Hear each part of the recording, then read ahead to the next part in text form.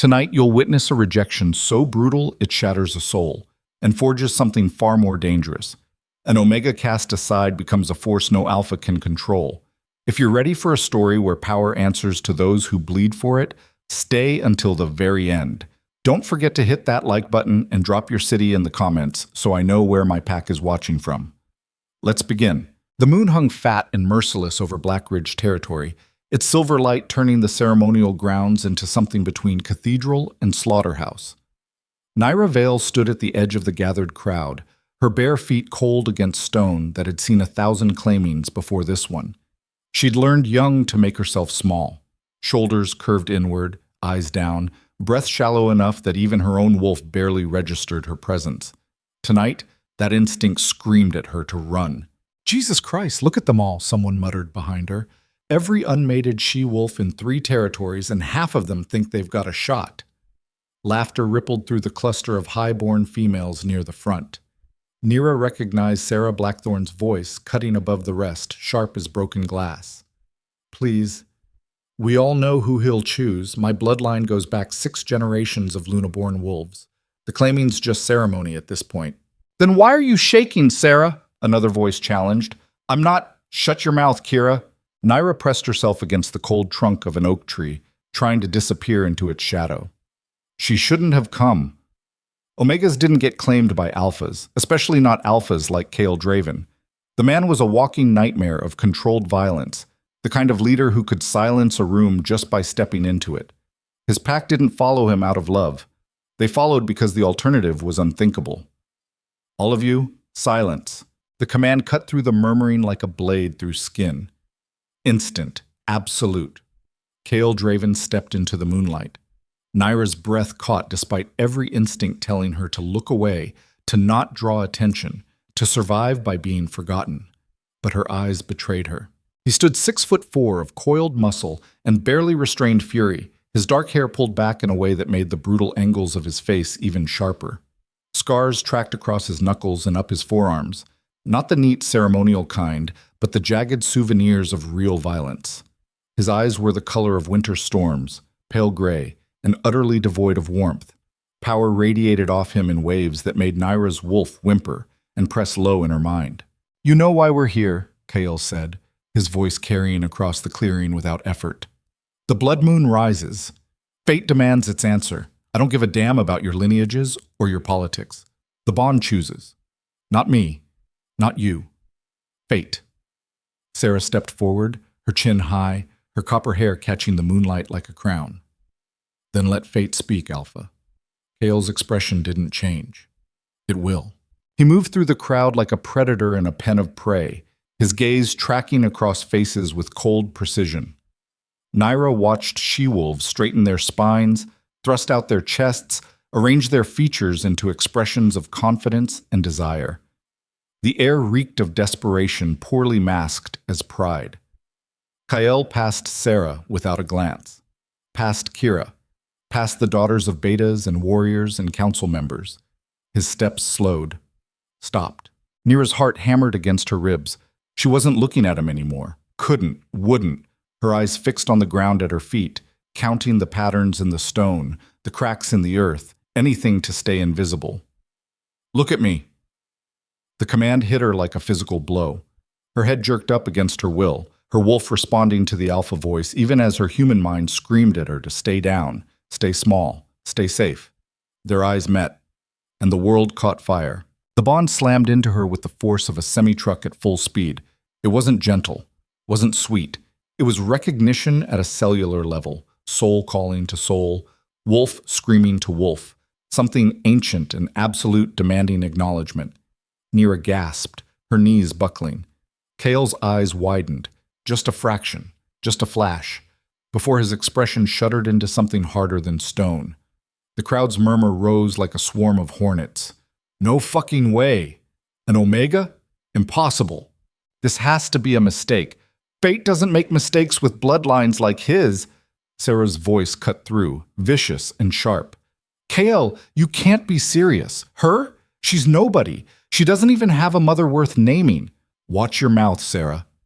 Kale's words were quiet, but they carried enough threat to silence her instantly. He took a step toward Nyra, then another. The bond pulled between them like a rope drawn too tight, humming with energy that made the air itself feel charged. Nyra couldn't move, couldn't breathe. Her entire body locked in place as he approached, his presence overwhelming everything else, until there was nothing in her world but him. The smell of leather and pine and something darker underneath, the weight of his gaze, the terrifying certainty singing through her veins that this man, this brutal alpha, was hers, fate had chosen. Kale stopped 3 feet away, close enough that she could see the muscle ticking in his jaw, the white-knuckled grip of his hands at his sides, the war happening behind those cold gray eyes. "What's your name?" he asked. "Nyra." Her voice came out barely above a whisper. "Nyra Vale." "Vale." He repeated it like he was testing the weight of it. "Who's your father?" "Dead, 5 years ago." "Your mother?" "Gone before I could remember her." "Siblings? Pack position? Anything worth knowing?" Each question landed like a fist to the gut. Nyra forced herself to keep meeting his eyes, even as shame burned through her chest. "Omega, no siblings. I work the kitchens and clean the training grounds."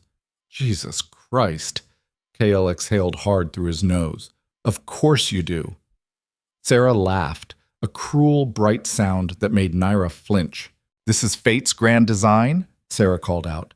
"The most powerful alpha in the Northern Territories bound to a kitchen girl who probably can't even shift properly? Come on, Kyle. You know what needs to happen here." Kale turned his head slowly to look at Sarah. The expression on his face made her take a step back. "What needs to happen," he said carefully, "is that you shut your goddamn mouth before I remind you what happens to wolves who question an alpha's judgment." Sarah paled but held her ground. "I'm questioning fate's judgment, not yours. There's a difference." "There's not." Kale turned back to Nyra, reached out.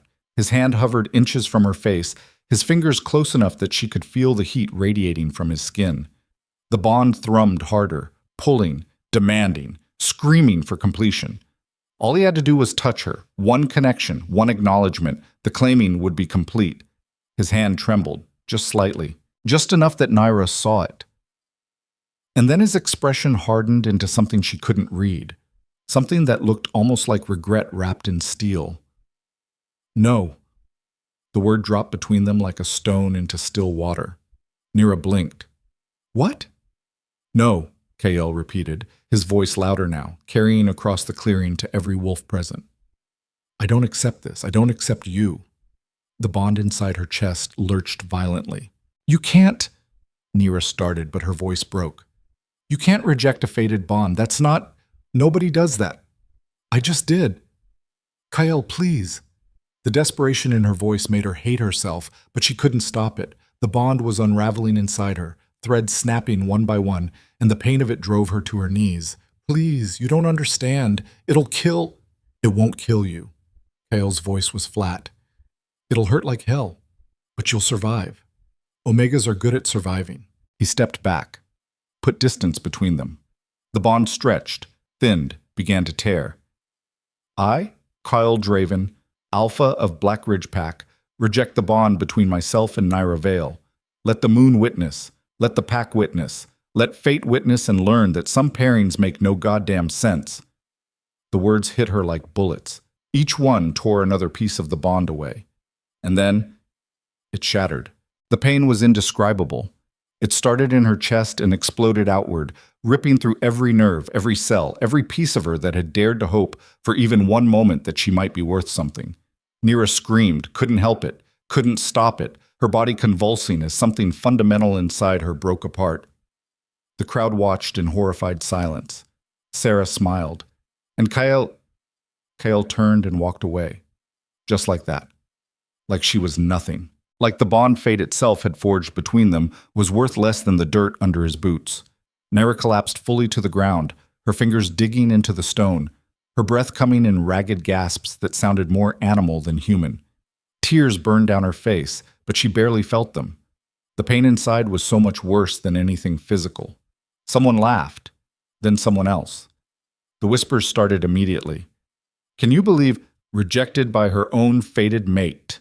"I'd die if that happened to me." "Probably wished she would die." "Hey, Omega!" Sarah's voice cut through the noise, bright with vicious joy. How's it feel to be so worthless that even fate's mistake gets corrected?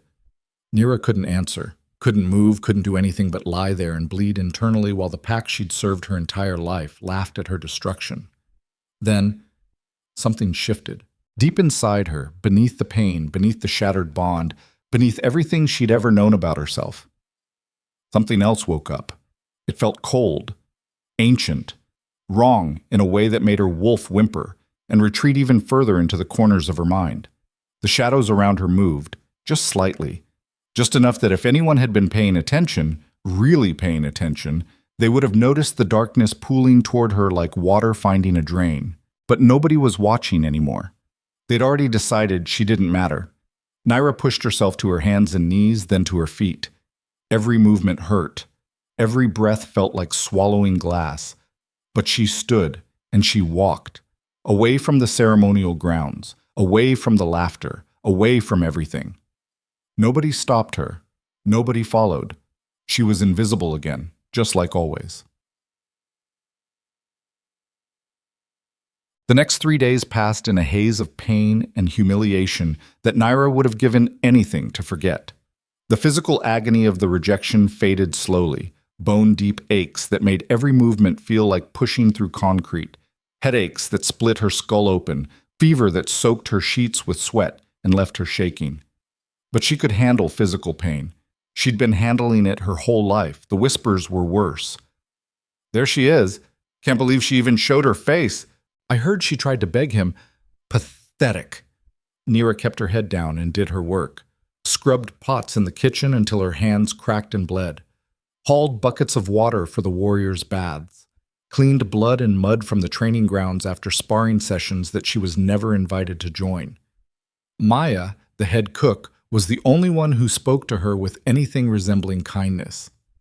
"You eating, girl?" Maya asked on the third morning, her weathered face creased with concern. "Not hungry." "That's not what I asked." Nyra forced herself to meet the older woman's eyes. "I'm fine, Maya." "You're a terrible liar."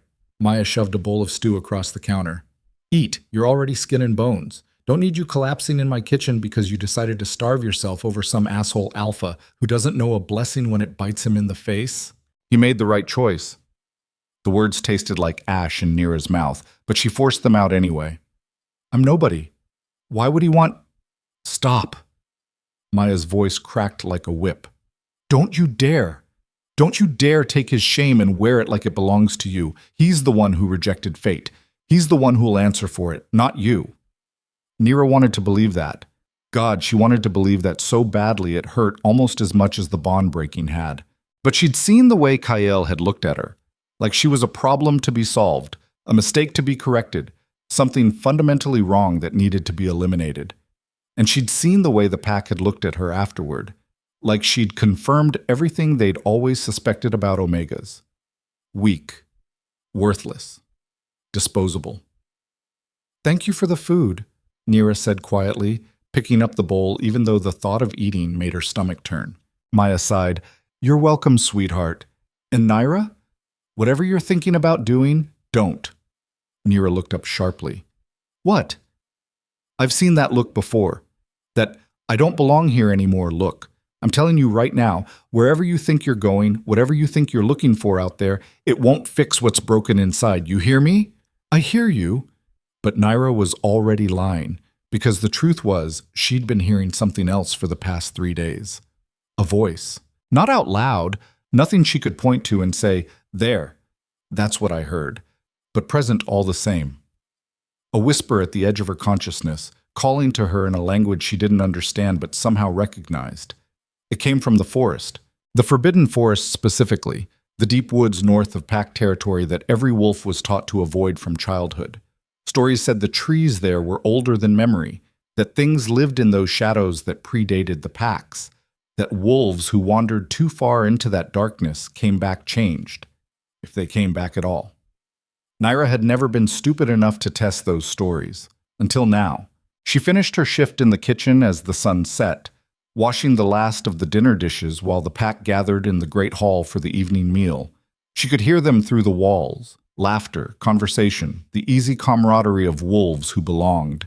She dried her hands, hung up her apron, and walked out the back door. Nobody noticed. Nobody cared.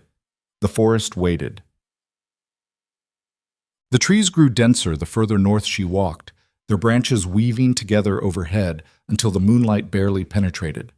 Nyra moved on instinct, her wolf too damaged from the rejection to offer much guidance, but her feet seemed to know where to go anyway. The voice grew stronger, clearer. Not words exactly, but meaning, purpose, direction. Come, find, take what was promised. This is insane, Nyra muttered to herself, pushing through a tangle of undergrowth that caught at her clothes and hair. You're walking into the forbidden forest in the middle of the night because you're hearing voices. That's literally the definition of insane. But she didn't stop. Couldn't stop. The pull was too strong now, too insistent, threading through her veins like liquid silver and dragging her forward even when her rational mind screamed at her to turn back. The trees opened suddenly into a clearing she would have sworn didn't exist on any map of Blackridge territory. In the center stood ruins. Ancient stone walls half collapsed, covered in vines and moss that glowed faintly in the darkness with a bioluminescence that made Nyra's skin prickle. Archways led to nowhere. Columns supported empty air. Whatever this place had been, temple, fortress, tomb, time had reduced it to echoes. But in the very center, untouched by decay, an altar. And on that altar, a blade. Black as midnight, its metal drinking in light rather than reflecting it. The hilt was wrapped in leather so old it should have crumbled to dust, but instead it looked almost new. Runes ran along the blade's length, characters Nyra didn't recognize, but that made her head hurt to look at too directly. The weapon pulsed, like a heartbeat, like it was alive. Jesus Christ, Nyra whispered. She should run. Every instinct she'd ever trusted screamed at her to turn around and sprint back to pack territory, to safety, to the known world where weapons didn't pulse with their own heartbeat, and forests didn't call to you in voices made of meaning instead of sound. But her feet carried her forward anyway. One step, then another, until she stood before the altar, close enough to see her reflection in the blade's dark surface. Except the reflection wasn't quite right. The eyes staring back at her glowed with a light that didn't exist in her real face, and the shadows around her reflection moved independently of her body. "What are you?" she asked the blade. The pulse strengthened. Come closer. Touch. Take. Become. Nyra reached out. Her fingers hovered inches from the hilt, trembling. This was the point of no return. She knew it in her bones.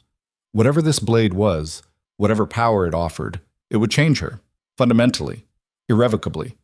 But hadn't she already been changed? Hadn't Kale's rejection already shattered everything she'd been? What did she have left to lose? Her hand closed around the hilt. Reality fractured. Pain exploded through her nervous system.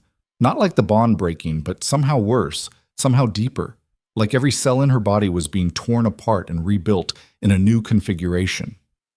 Nyra screamed, but no sound came out. Her vision went white, then black, then filled with colors that didn't have names. Power poured into her, ancient, vast, hungry, and beneath it all, memories that weren't hers. A woman standing where Nyra now stood, thousands of years ago, her hand on this same blade. A war that split the territories.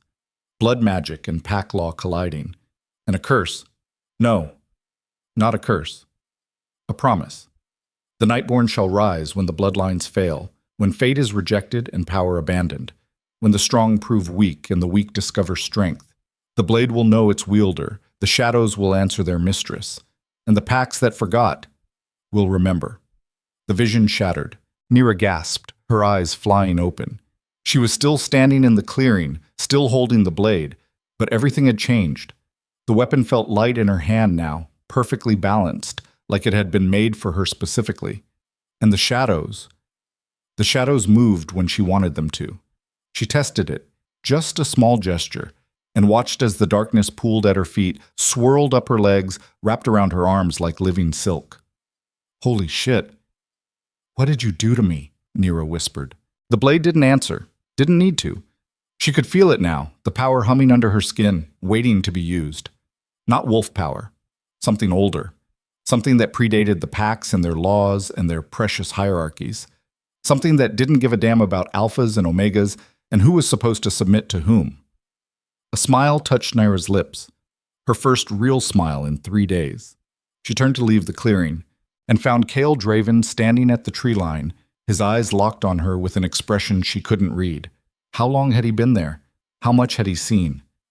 Nyra, he said quietly. What the hell have you done?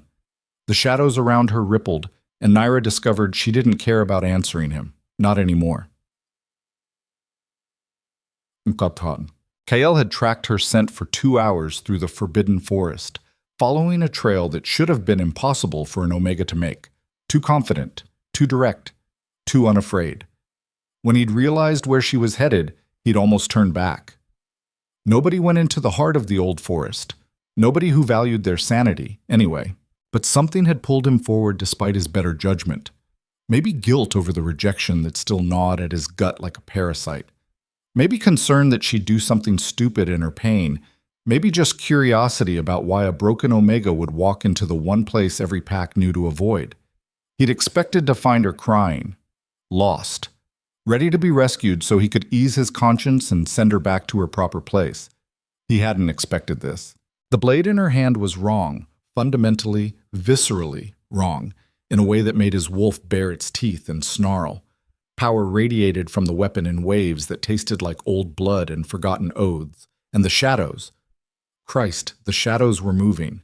Not naturally, not wind or moonlight creating illusions. Actually, deliberately, moving, wrapping around Nyra like she commanded them, which was impossible. Nyra, Cale said again, taking a careful step into the clearing. Put down the blade. Whatever that thing is, it's not meant for what?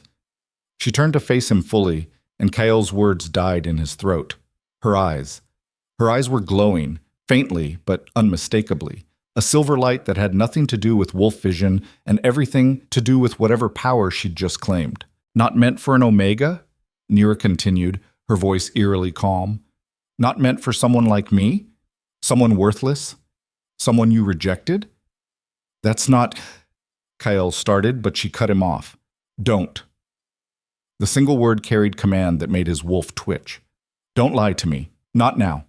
You made your choice 3 days ago. You chose politics and bloodlines and pack status over what fate gave you. That's fine. That's your right as alpha. She took a step toward him. The shadows moved with her. But you don't get to stand there now and tell me what I'm meant for. You gave up that right when you walked away. Cale's hands clenched at his sides. You have no idea what you're dealing with. That blade, those ruins, there are stories about this place, dark stories, wolves who came here looking for power and lost themselves. Maybe I want to lose myself. Nyra smiled, and it was not a kind expression. Maybe the self I was, the self you rejected, deserved to be lost. Jesus Christ, Nyra. Go home, Cale. She had turned away from him, dismissive. Go back to your pack and your chosen Luna and your precious bloodlines. This doesn't concern you anymore. Something in Kyle's chest twisted violently. The broken bond, because it wasn't fully broken, not really, just damaged, just bleeding, just screaming at him that he'd made a massive mistake. He pushed the feeling down, buried it. Fine, he said coldly. Keep the blade. Keep whatever delusion of power it's feeding you. But when that thing turns on you, and it will turn on you because nothing that dark comes without a price, don't come crying back to pack territory for help. Nyra laughed. Actually laughed. Why would I come back at all? She asked, glancing at him over her shoulder. There's nothing for me there. There never was. The words hit harder than any physical blow. Cale wanted to argue. Wanted to tell her she was wrong, that she had a place in the pack, that rejection didn't mean exile. But the lies wouldn't come. Because she was right. There was nothing for her in Blackridge. Not anymore. Not after what he'd done. The pack would never accept her, never respect her, never let her forget that she'd been rejected by her own fated mate. He'd destroyed any chance she'd had at belonging. I'm sorry, Cale said quietly. Nyra went very still. What? I said I'm sorry for the rejection, for... He gestured vaguely. For all of it. You didn't deserve that. For a long moment, she didn't respond. Then, no, she said softly. I didn't. She turned her back on him again, started walking toward the other side of the clearing, away from pack territory, away from everything she'd ever known. Nyra, wait. Goodbye, Kael. The shadows swallowed her. One moment she was there, blade in hand, eyes glowing silver in the darkness.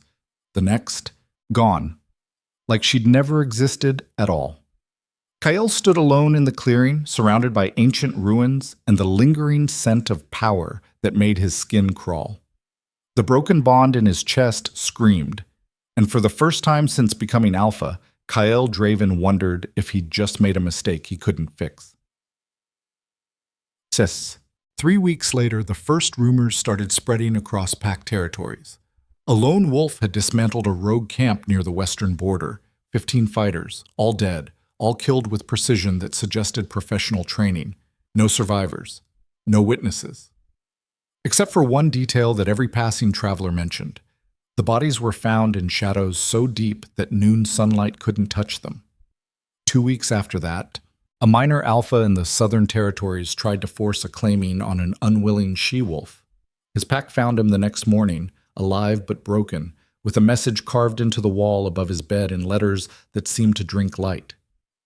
Touch her again, and I'll take more than your pride. The attacks continued. Rogue dens destroyed overnight. Abusive alphas humiliated. Pack laws that protected the powerful challenged in ways that left leadership scrambling. And every incident carried the same signature. Shadows that moved wrong. Darkness that answered to someone. The pack started calling her the Nightborn. Nobody knew who she was. Nobody knew where she'd come from. But every wolf in every territory knew one thing for certain. She was coming. And when she arrived, nothing would be the same. Kael sat in his office, reading the latest report, and tried to ignore the way his hands shook. The description matched: medium height, dark hair, eyes that glowed silver in certain light, and the blade. Always the blade. Black as midnight, drinking light instead of reflecting it. He'd known, of course. Had known from the moment the rumors started that it was her. But seeing it confirmed, seeing the growing list of territories she'd touched, seeing the way even powerful alphas spoke her name with something approaching fear, it made the rejection feel like the worst decision he'd ever made. Alpha? Sarah's voice came from the doorway. The council's waiting. Kael looked up. Sarah stood there in her formal Luna robes because he'd claimed her 2 weeks after rejecting Nyra, a political alliance that strengthened his borders and silenced the questions about why he'd refused his fated mate. She was beautiful, competent, from the right bloodline. She was also not Nyra, and the broken bond in his chest would not let him forget it. Tell them I'll be there in 5 minutes, Kael said. Sarah's expression tightened. They're getting impatient. This Nightborn situation is escalating. 3 alphas have already requested a formal alliance meeting to discuss strategy. We need to respond. 5 minutes. Sarah's jaw clenched, but she nodded and left. Kael turned back to the report, stared at the name he'd written in the margin. Nyra Vale. What have you become? And more importantly, what are you coming for? The answer arrived sooner than he expected. 6 weeks after Nyra disappeared into the Forbidden Forest, on a night when the moon hung blood-red in the sky, the watchguard sent word. Someone was approaching the gates. One figure, walking alone, requesting entry. Kael was already moving before the messenger finished speaking, his wolf driving him forward with an urgency that defied logic. The bond, the broken, bleeding, impossible bond, screamed in his chest. She was here. He reached the gates just as they opened, and there she stood. Nyra Vale. But not the Omega he'd rejected. This woman wore black leather that hugged her frame like armor, her dark hair pulled back severe enough to expose the sharp angles of her face. The blade was strapped across her back, its hilt visible over her shoulder. But it was her eyes that stopped Kael's breath. Silver. Glowing silver that had nothing to do with wolf and everything to do with power that shouldn't exist. The shadows around her feet moved like loyal hounds. "Hello, Kael," she said quietly. Her voice was the same. Everything else had changed. The pack had gathered, drawn by curiosity, by fear, by the same pull that had driven Kael to the gates.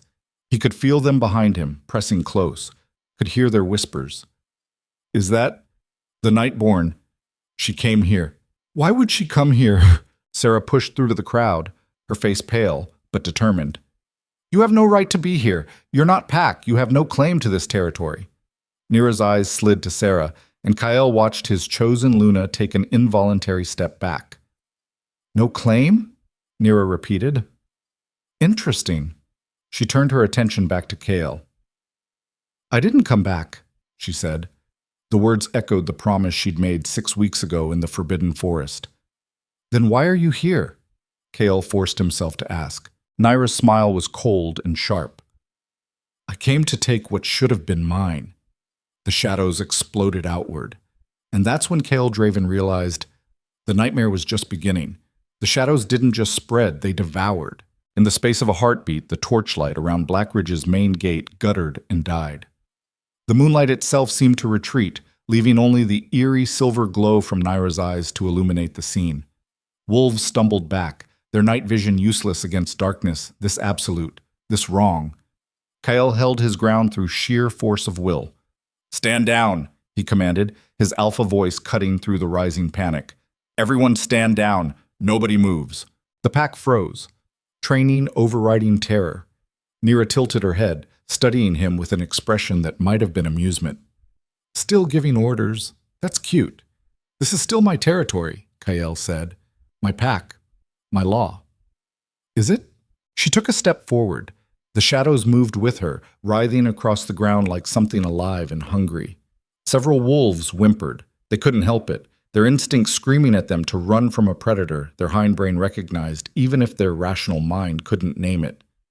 Sarah's voice cut through, sharp with barely controlled fear. Kael, do something! I'm handling it. She's threatening the entire pack. I said I'm handling it. Kael didn't take his eyes off Nyra. What do you want? I already told you. What should have been mine? The bond's broken. There's nothing left to claim. Nyra's smile widened. Who said anything about the bond? She gestured, and the shadows pulled back just enough to let the torches flare back to life. The sudden return of light made wolves gasp and blink, their eyes adjusting. But the damage was done. Fear had been planted. Message received. I'm not here to reclaim some pathetic fate bond that you shattered, Nyra continued, her voice carrying across the crowd with unnatural clarity.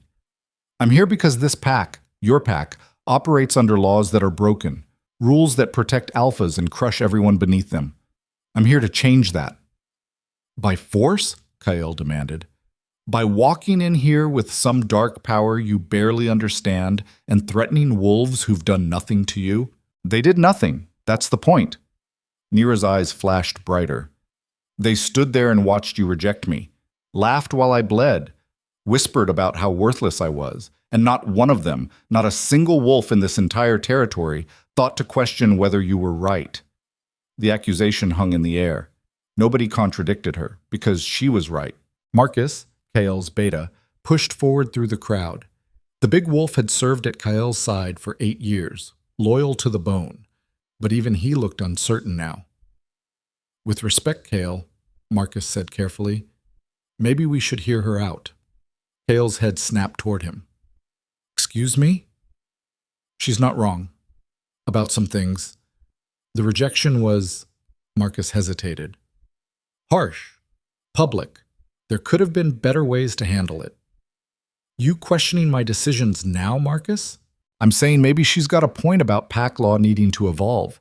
We've lost 3 Omegas to exile in the last year alone. Good wolves, just not strong enough by traditional standards. If we keep bleeding talented members because they don't fit the hierarchy. Enough. Kael's voice cracked like a whip. We're not having this conversation. Not now. Not with her standing at our gates making threats. Nyra laughed, cold and sharp. I'm not making threats, Alpha. I'm making promises. She reached over her shoulder and drew the black blade in one smooth motion. The weapon seemed to drink in the torchlight, its surface reflecting nothing, its edge humming with power that made the air itself taste metallic. Every wolf stepped back, except Kael. You think that blade makes you my equal? He asked quietly. No. Nyra met his eyes. I think it makes me your better. The insult landed like a physical blow. Growls rippled through the pack. You didn't challenge an alpha that directly, that publicly, without expecting violence in return. Kale felt his wolf surge forward, demanding blood, demanding dominance, demanding he put this upstart Omega back in her place. He forced it down. Barely. You want to prove that theory? He asked. Is that a challenge? It's an offer, you and me. No pack interference, no shadows, just strength against strength. You win. We listen to whatever revolutionary ideas you're selling. I win. You leave Blackridge and never come back. Sarah grabbed his arm. Kale, no. You don't know what that blade can do. I know exactly what it can do. Kale shook her off. I also know that letting her walk in here and make demands sets a precedent we can't afford. Every rogue with a grudge will think they can challenge pack law. And if you lose, I won't. But even as he said it, doubt gnawed at his gut. Because he'd seen what she could do with those shadows. He'd heard the reports of rogue camps destroyed, alphas broken, power that shouldn't exist being wielded with surgical precision. He had no idea if he could beat her. But he couldn't show weakness. Not now. Nyra studied him for a long moment, her expression unreadable. Then she nodded. All right, Alpha, let's dance. The shadows pulled back entirely, revealing the clearing beyond the gates, the same training ground where Kael had spent years beating combat skills into young wolves, where dominance was established through blood and sweat, and the simple truth of who could take more pain. Fitting that it would end here too. The pack formed a circle around the training ground, pressed shoulder to shoulder, their tension thick enough to choke on. Nobody spoke. Nobody dared. This wasn't a formal challenge. Those required witnesses and ceremony and council approval. This was something rawer, more primal. An alpha defending his territory against a threat that didn't fit into any category their laws recognized. Kael stripped off his shirt, revealing the lattice of scars across his chest and back. Souvenirs from a decade of warfare, of climbing over bodies to reach the alpha position, of proving every single day that he was strong enough to lead. Across from him, Nyra didn't bother removing any of her armor. She just shifted her grip on the blade, settling into a stance that looked both casual and perfectly balanced. Rules? She asked. No killing. First one who can't get back up loses. Boring, but acceptable. Weapons allowed? Nyra raised an eyebrow. You planning to use one? No, but I need to know if you're planning to fight fair. Fair. She rolled the word around like it tasted bitter. You rejected your fated mate in front of the entire pack, let them tear me apart with whispers and laughter, and now you want to talk about fighting fair? That's different. How? Kael didn't answer, couldn't answer, because she was right again, and they both knew it. Weapons allowed, he said finally. But if you use those shadows, all bets are off. This is strength against strength, not magic. Not magic, Nyra corrected softly. Power. Old power. The kind that existed before your precious pack laws decided who mattered and who didn't. Whatever you want to call it, keep it out of this fight. Nyra considered, then shrugged. Fine, just the blade. She touched her free hand to her chest, and the shadows that had been writhing at her feet suddenly retreated, pulling back into her skin like she was absorbing them. The movement was disturbing, wrong on a fundamental level, but when it finished, she looked almost normal again. Except for her eyes.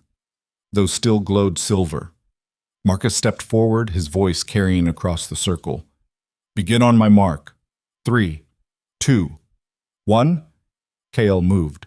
Years of combat experience drove him forward low and fast, closing the distance before Nyra could bring that blade to bear properly. If he could get inside her reach, use his size and strength advantage, this would be over in... She wasn't there. Nyra had shifted left so smoothly it looked like she'd teleported, and suddenly the blade was singing toward Kael's exposed ribs. He twisted desperately, felt the edge kiss his skin, not cutting, just touching, but close enough that his wolf screamed warnings. He rolled away, came up in a crouch. Nyra hadn't pursued. She stood exactly where she'd sidestepped, the blade held loosely in one hand, watching him with an expression that might have been disappointment. That's your opening move? She asked. Really? Just charge straight in like every other alpha who thinks being bigger means being better? Kael's jaw tightened. You talk a lot for someone who hasn't landed a hit yet. Haven't needed to. You're doing my work for me. She was right. He'd overcommitted, left himself open, fought stupid. The anger and guilt and broken bond were screwing with his head, making him sloppy. Get your shit together, he told himself. This is just another fight, just another challenger. Except it wasn't. And Nyra knew it. They circled each other, both looking for openings.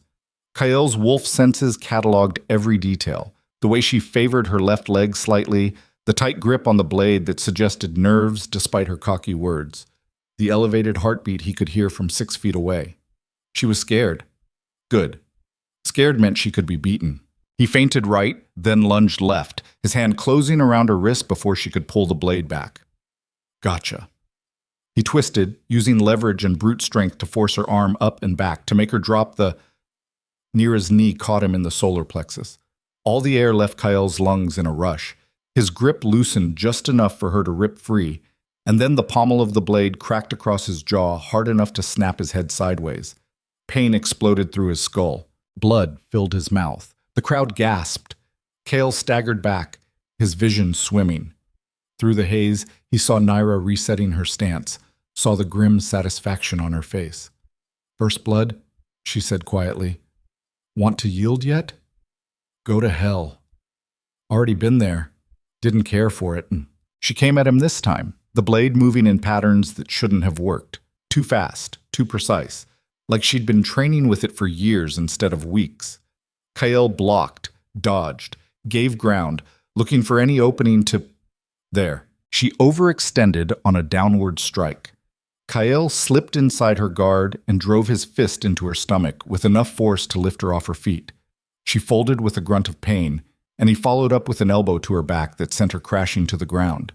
The blade skittered away across the dirt. Kale planted his boot on her spine, pinning her. Yield. Nyra's laugh was breathless and pained, but genuine. Not even close. She moved. Too fast. Too fluid. 1 second she was pinned, the next she'd twisted like a snake, her legs hooking around his ankle and yanking him off balance.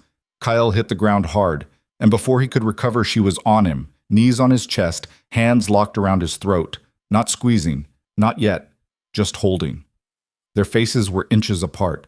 This close, Kyle could see the silver light in her eyes wasn't uniform. It pulsed in time with her heartbeat, spreading from the pupil outward in waves. Could smell the mix of leather and pine and something darker underneath that he couldn't name. Could feel the broken bond in his chest screaming. You think you're winning, Nyra whispered. Her voice meant only for him. You think this is about who's stronger or faster. But you already lost, Kyle, the moment you rejected me. The moment you chose pride over fate. Fate got it wrong, he ground out. Did it? Her grip tightened slightly. Not enough to cut off air, just enough to remind him exactly how vulnerable he was right now. What do you see when you look at me? Nyra asked. Still just an Omega? Still just some worthless kitchen girl who should have been grateful you even noticed her long enough to reject her properly? Kyle didn't answer. Couldn't. Because the truth was, he didn't know what he saw anymore. The Omega he'd rejected had been small and scared and forgettable. This woman pinning him to the dirt with eyes that glowed with stolen power, she was none of those things. You know what I see when I look at you? Nyra continued. An alpha so terrified of appearing weak that he'd rather destroy his own fated mate than admit fate might know better than his pride. Get off me. Make me. Kyle bucked hard, using every ounce of strength he had. Nyra held on for 2 seconds, then 3. Her fingers digging into his throat. Then something in her expression shifted. She let go, pushed herself up and back, put distance between them. Kale rolled to his feet, his hand going to his throat, confusion and anger warring in his chest. What the hell are you doing? Proving a point. Nyra walked calmly over to where her blade had fallen and picked it up. I could have choked you unconscious just now, ended this, but I didn't. Because you're weak. Because I'm not you. She turned to face him. I'm not interested in humiliating you, Kale. I'm not interested in revenge or making you suffer or any of the petty shit you probably think I came here for. Then what do you want? I want you to look at your pack. Nyra gestured to the circle of wolves watching in dead silence. Really look at them. Count how many are terrified right now. How many have been where I was.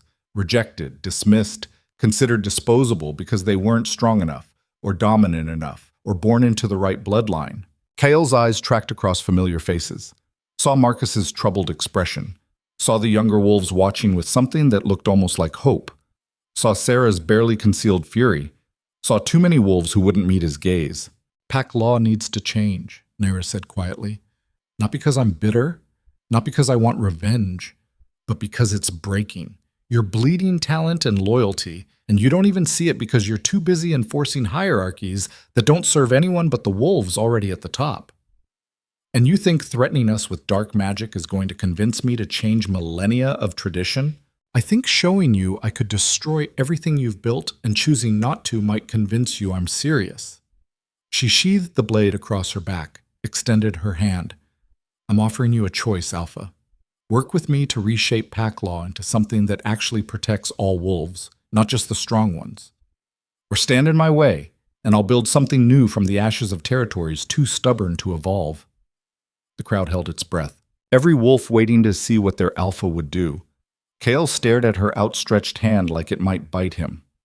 Part of him, the part that was still bleeding from the rejection he'd initiated, wanted to take it, wanted to believe she was right, that pack law could be better, that he hadn't made a catastrophic mistake 6 weeks ago.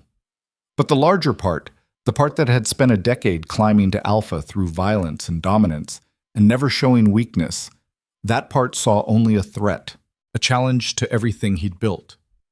No, Kael said. Nyra's hand dropped. No? You walk into my territory, attack my authority, threaten my pack, and then expect me to partner with you?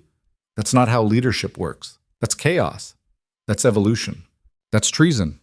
Kael straightened to his full height, letting his alpha presence roll outward like a physical force. You have until sunrise to leave Blackridge. If you're still here when the sun comes up, I'll mobilize the pack against you. And blade or no blade, you can't fight 300 wolves. You sure about that? Try me. The silver in Nyra's eyes flared brighter. For a moment, Kael thought she might actually do it, might call his bluff and unleash whatever power she'd claimed in the Forbidden Forest. Then she smiled. Sunrise. Got it. She turned and walked toward the gates. The crowd parted for her automatically, wolves scrambling to get out of her path. Nobody wanted to be that close to her. Nobody wanted to risk becoming collateral damage. At the threshold, she paused, looked back over her shoulder. You're making a mistake, Kael. Wouldn't be my first, but it might be your last. The shadows wrapped around her like a cloak, and then she was gone, melting into the darkness beyond the gates so completely it was like she'd never been there at all. Silence fell. Nobody moved. Nobody spoke. Finally, Sarah broke the tension. Well, that went well. The sarcasm cut through Kael's control. You have something to say? Several things, actually. Sarah stepped into the circle, her Luna authority making wolves give her space. Starting with, what the hell were you thinking, letting her walk out of here? You wanted me to kill her? I wanted you to contain her. That woman is a threat to every established pack in the Northern Territories, and you just let her stroll away because, what, guilty conscience? Leftover feelings from a bond you rejected? Watch your mouth, Sarah. Or what? You'll reject me too? She laughed bitterly. Please, we both know this alliance is political. Don't pretend you feel anything for me. The crowd's attention focused like a laser. This was pack drama at its finest. Alpha and Luna fighting publicly, which meant instability, which meant opportunity for those ambitious enough to see it. Kael forced his voice level. We're not doing this here. We're doing it exactly here, because every wolf in this pack just watched an Omega humiliate you, and now they're wondering if you're strong enough to lead. Marcus cleared his throat. With respect, Luna, Nyra didn't humiliate anyone. They fought to a standstill, and she chose to disengage. That's not weakness, that's strategy. Stay out of this, Beta. I'm afraid I can't do that. Marcus looked at Kael. We need to call an emergency council meeting, tonight, before sunrise. Because if she makes good on her threat, if she actually does start building an alternative power structure, we need to decide how we're responding. We're not responding, Kael said. She'll leave. Go find some other territory to infect with her revolutionary nonsense. You sure about that? Kael wasn't sure about anything anymore. but he couldn't admit it, couldn't show doubt. Council meeting in 1 hour, he said instead. Mandatory attendance for all ranked wolves. Everyone else, back to your duties. This situation is handled. The crowd dispersed slowly, reluctantly, clearly hoping for more drama. But discipline held. Within minutes, only Kael, Sarah, and Marcus remained in the training ground. Sarah rounded on Kael immediately. Handled? You call that handled? What would you have done differently? Killed her. The moment she threatened pack law, the moment she showed that blade, I would have ordered the pack to tear her apart. She had the high ground and shadow magic we don't understand. A straight fight would have gotten wolves killed. So we do nothing? Let her dictate terms? We called her bluff. She's gone. For now. Marcus's voice was troubled. But Alpha, she's not wrong about everything. Pack law does favor the strong. We have lost good wolves to the hierarchy. Maybe this is an opportunity to— Don't. Kael's voice cut sharp. Don't you dare suggest we let some rogue Omega with a cursed blade dictate policy changes. I'm not suggesting we let her dictate anything. I'm suggesting we consider whether her criticisms have merit independent of her methods. The answer is no. The answer is no. Kael's wolf surged forward, pushing Alpha Command into his voice. Pack law has stood for millennia because it works. Strong wolves lead. Weak wolves follow. That's natural order. That's how we've survived. And how many have we lost because they didn't fit that order? Marcus pushed back, his own wolf rising to meet the challenge. You remember Jenna? Brilliant strategist, couldn't fight worth a damn. Exiled. David? Best tracker we ever had. Too submissive to hold rank. Gone. How many more, KL? How many talented wolves do we bleed before we admit maybe, just maybe, strength isn't the only thing that matters? The question hung between them. KL wanted to argue, wanted to defend pack law and tradition and everything he'd built his leadership on. But the broken bond in his chest whispered traitor, because Nyra had been talented too. Quick mind, sharp instincts, good heart, none of which had mattered because she was Omega. Council meeting, Kael said finally, his voice rough. We discuss options, but I'm not promising anything. Marcus nodded slowly. Fair enough. Sarah's expression was pure ice. This is a mistake. Your objection is noted. My objection is that you're letting personal guilt cloud your judgment. That woman is dangerous, and if we don't eliminate her now, while we have the advantage— What advantage? Kael demanded. Did you see what she could do? She moved shadows, Sarah. Actual darkness bending to her will. We have no counter for that. No defense. If we attack her and fail, we look weak. If we attack and succeed but lose wolves in the process, we look desperate. And if we do nothing, we look afraid. Then that's the price. Kael turned away. Council meeting, 1 hour. Be there. He walked away before either of them could argue further, his body aching from the fight, his mind aching from decisions he had no good answer for. Behind him, he heard Sarah's voice, low and venomous. This isn't over. Marcus's response was quieter. No, it's just beginning. But the council chamber was a circular room built into the heart of the pack's main lodge, with a table carved from a single massive oak and seats for the 12 highest-ranking wolves in Blackridge. Torches burned in wall sconces, casting dancing shadows that made Kael's skin crawl after watching Nyra manipulate darkness like a living thing. 7 of the 12 council members had arrived early, their faces drawn with worry. Kael took his seat at the table's head and waited for the rest to file in. Sarah sat to his right, her posture perfect, her expression carefully neutral. Marcus sat to his left, already reviewing notes he'd scrawled on a piece of parchment. When the last council member arrived, Old Thomas, the pack's historian and keeper of tradition, Kael called the meeting to order. Everyone's seen what happened at the gates, he said without preamble. Nyra Vale returned, made threats, demonstrated power we don't understand. I've given her until sunrise to leave the territory. Questions? Every hand went up. Of course. Kael pointed to Lydia, his head enforcer. Go. What's our combat readiness if she doesn't leave? Can we actually fight her? Unknown. Marcus? Marcus consulted his notes. Based on the reports from other territories, she's fast, precise, and capable of manipulating shadow in ways that bypass normal defenses. Direct confrontation seems inadvisable unless we have overwhelming numbers. We have 300 wolves, Sarah interjected. That's overwhelming by anyone's standard. 300 wolves who've never faced power like hers, Marcus countered. The rogue camp she destroyed, 15 trained fighters, all dead, no injuries on her side. That's not normal combat capability. Thomas cleared his throat. If I may, the blade she carries matches descriptions from the old texts. The Nightborn blade, forged in the first wars before Pax established territorial law. Legend says it chooses its wielder and grants power over shadow and darkness. Legend, Sarah said flatly, not fact. We just watched her move shadows at the gates. How much more fact do you need? Enough. Kyle held up a hand. Thomas, what do the legends say about defeating someone who wields that blade? The old wolf looked uncomfortable. They don't. Every account ends with the Nightborn triumphant. There are mentions of a counterweapon, something called the Dawn Blade, but its location was lost centuries ago. Fantastic. Sarah's tone dripped acid. So we're facing an unkillable opponent with a magic sword. Any other good news? She's not unkillable, Kyle said. She bled during our fight. She felt pain. She's enhanced, not invincible. Marcus leaned forward. With respect, Alpha, did you actually hurt her, or did she let you land hits to prove a point? The question cut deep because Kyle had been wondering the same thing.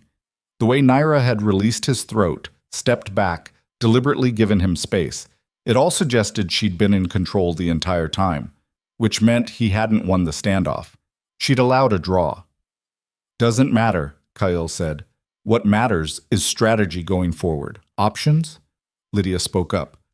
We could request reinforcements from allied packs, pool our strength, overwhelm her with numbers she can't possibly counter. That shows weakness, Sarah objected. We'd be admitting we can't handle our own problems. It shows wisdom, Marcus corrected. If she's as dangerous as the reports suggest, the reports are exaggerated. They have to be. One wolf, no matter how enhanced, can't be worth mobilizing multiple packs. She dismantled 15 rogues alone, Sarah. What part of that sounds exaggerated? The argument escalated, voices rising, wolves talking over each other. Kyle let it run for 30 seconds, cataloging who sided where, who showed fear versus anger versus calculation. Then he stood. Silence fell immediately. Here's what we're doing, Kyle said. I'm sending scouts to track her movements after she leaves. If she goes far enough away that she's clearly leaving our territory alone, we let her go. If she lingers near our borders or starts recruiting... Recruiting? Sarah interrupted. You think she's building an army? I think she's building something. She talked about changing pack law, about creating a new order. That requires followers, and there are plenty of dissatisfied wolves in every territory who might find her message appealing. Thomas nodded slowly. The Omega class, the exiled, the overlooked. She could unite them. Into what? A pack of rejects? Sarah scoffed. Into a revolution, Marcus said quietly. That's what she promised, isn't it? Not to destroy us, but to change us. And if we don't change, she'll force it, Kyle finished. Yeah, I caught that part. He looked around the table, meeting each wolf's eyes in turn. We're not changing millennia of tradition because one enhanced Omega made threats. But we're also not going to be stupid about this. Double the patrols, eyes on the borders. I want to know every move she makes, every wolf she talks to, every territory she enters. Understood? Nods all around. Good. Meeting adjourned. Get some rest. Dawn's in 3 hours, and I want fresh wolves on watch to confirm she's actually gone. The council filed out, most looking relieved to escape the tension. Sarah lingered, her expression troubled. Kyle, she said once they were alone, can I speak freely? Have you ever done anything else? Fair point. She moved closer, lowering her voice. I think you're making a mistake. Not attacking her, not calling in allies, those I understand, but tracking her, watching her, that's reactive, that's defensive, that's not how alphas lead. Then how should I lead? Find her weakness. Everyone has one, even enhanced omegas with magic blades. Find what she cares about, what she's afraid of, and exploit it before she does the same to us. Kale studied her. You really think she's that much of a threat? I think she walked into our territory, challenged you publicly, and walked away unharmed. That makes her the biggest threat you've faced since taking alpha position. And if you don't treat her like one, I'll lose the pack's confidence. I know. Do you? The question stung. Kyle wanted to snap at her, to remind her who was alpha here, but the truth was she had a point. The pack had watched him fight Nyra to a draw, had watched him let her walk away, had watched him hesitate when they expected decisive action. Doubt, once planted, grew like weeds. I'll handle it, Kyle said. That's not an answer. It's the only one you're getting tonight. Sarah's jaw tightened, but she nodded and left. Kale stood alone in the council chamber, surrounded by the weight of 1,000 previous decisions made at this table, and tried to ignore the broken bond in his chest that whispered he'd already lost something far more valuable than pack confidence. But Nyra watched the sunrise from a ridge 2 miles north of Black Ridge territory, her back against an oak tree, the blade resting across her lap. She hadn't slept. Couldn't sleep. The confrontation with Kyle had stirred up emotions she'd thought she'd buried along with the shattered bond. Seeing him again, being close enough to smell him, to feel the ghost of what they could have been, had hurt in ways she hadn't anticipated. But she'd held her ground, proven her point. And now what? She asked the blade. It pulsed once in response. No words, just meaning flowing into her mind like dark water. Continue. Build. Show them. Show them what? That I can fight? They already know that. Show them power isn't about dominance, it's about choice. Nyra ran her fingers along the blade's edge, feeling the hum of energy beneath the metal. The weapon had been teaching her these past weeks, not with words or visions, but with understanding that seeped into her bones. How to move through shadow, how to read opponents before they moved, how to take power that others abandoned and forge it into something new. He'll never change, Nyra said softly. Kyle's too invested in the old ways, too afraid of appearing weak. Then build without him. With who? I've got a magic sword and attitude. That's not exactly an army. You'd be surprised. Footsteps crunched through the underbrush behind her. Nyra was on her feet instantly, blade drawn, before recognizing the scent. Marcus emerged from the trees, his hands raised in a gesture of peace. Easy, he said. Just here to talk. Nyra didn't lower the blade. You're Kyle's beta. Why would I trust you? Because I'm here alone, unarmed, and if I wanted to hurt you, I'm smart enough to know I couldn't. Marcus gestured to a fallen log. Can we sit? My knee's been acting up since a fight last month, and standing hurts like hell. Against her better judgment, Nyra nodded. They sat in silence for a moment, watching the sun paint the sky in shades of orange and pink. Finally, Marcus spoke. You were right, earlier, about pack law. Nyra glanced at him sharply. Kyle send you to say that? Hell no. Kale would probably exile me if he knew I was here. Marcus rubbed his knee absently. But someone needs to tell you you're not as alone as you think. What's that supposed to mean? It means there are wolves in Black Ridge who agree with you, who've watched friends exiled for being too weak, too submissive, too different, who are tired of a system that values strength over everything else. He met her eyes. You made quite an impression tonight, not just with the blade and the shadows, but with what you said, about pack law being broken. And I wanted you to know, whatever you're planning, whatever you're building, some of us are watching. Some of us might be interested. Nyra studied him carefully. You're risking a lot telling me this. Yeah, I am. Why? Marcus was quiet for a long moment. Then, my daughter, she's 7. Sweet kid, smart as hell, already showing signs of being Omega class. And I lie awake at night terrified about what happens to her when she comes of age, whether she'll be valued for who she is or dismissed for what she isn't. The admission hung between them, raw and honest. I can't promise I can change anything, Nyra said carefully.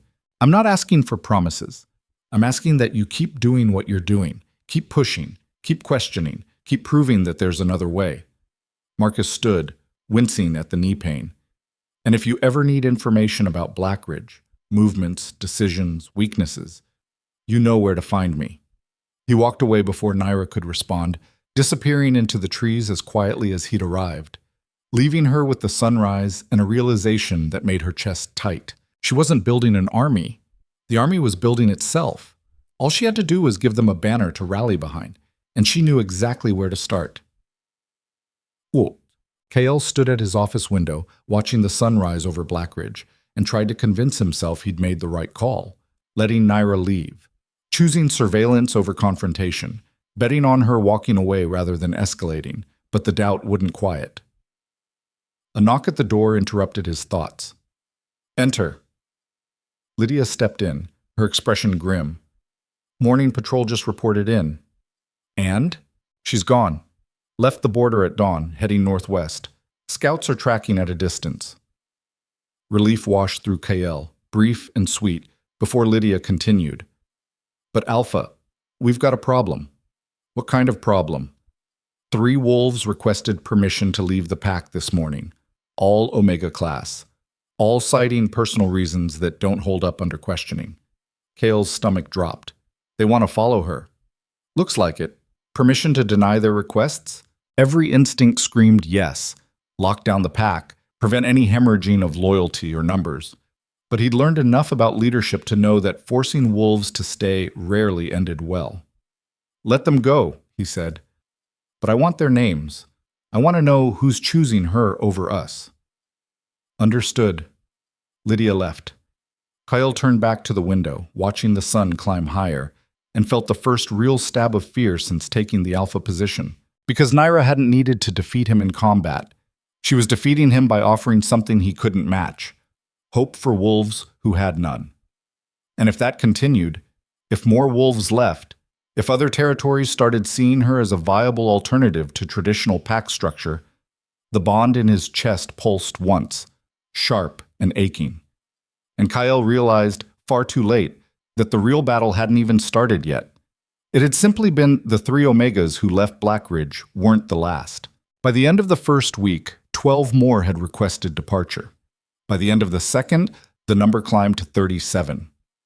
Not all Omega class. Some were low-ranking betas, a few deltas who'd never quite fit the mold, even one gamma who'd been passed over for promotion 3 times despite exemplary service.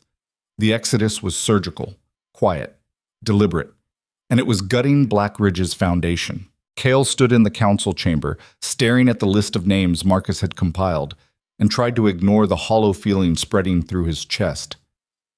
37 in 2 weeks, Sarah said, her voice tight with barely controlled fury. "That's more than 10% of our lower ranks.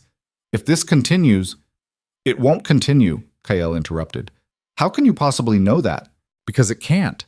There's a limit to how many dissatisfied wolves any pack has. We're bleeding the malcontents. Once they're gone, the hemorrhaging stops." Marcus looked up from his notes, his expression troubled. "That's one theory." "You have another?"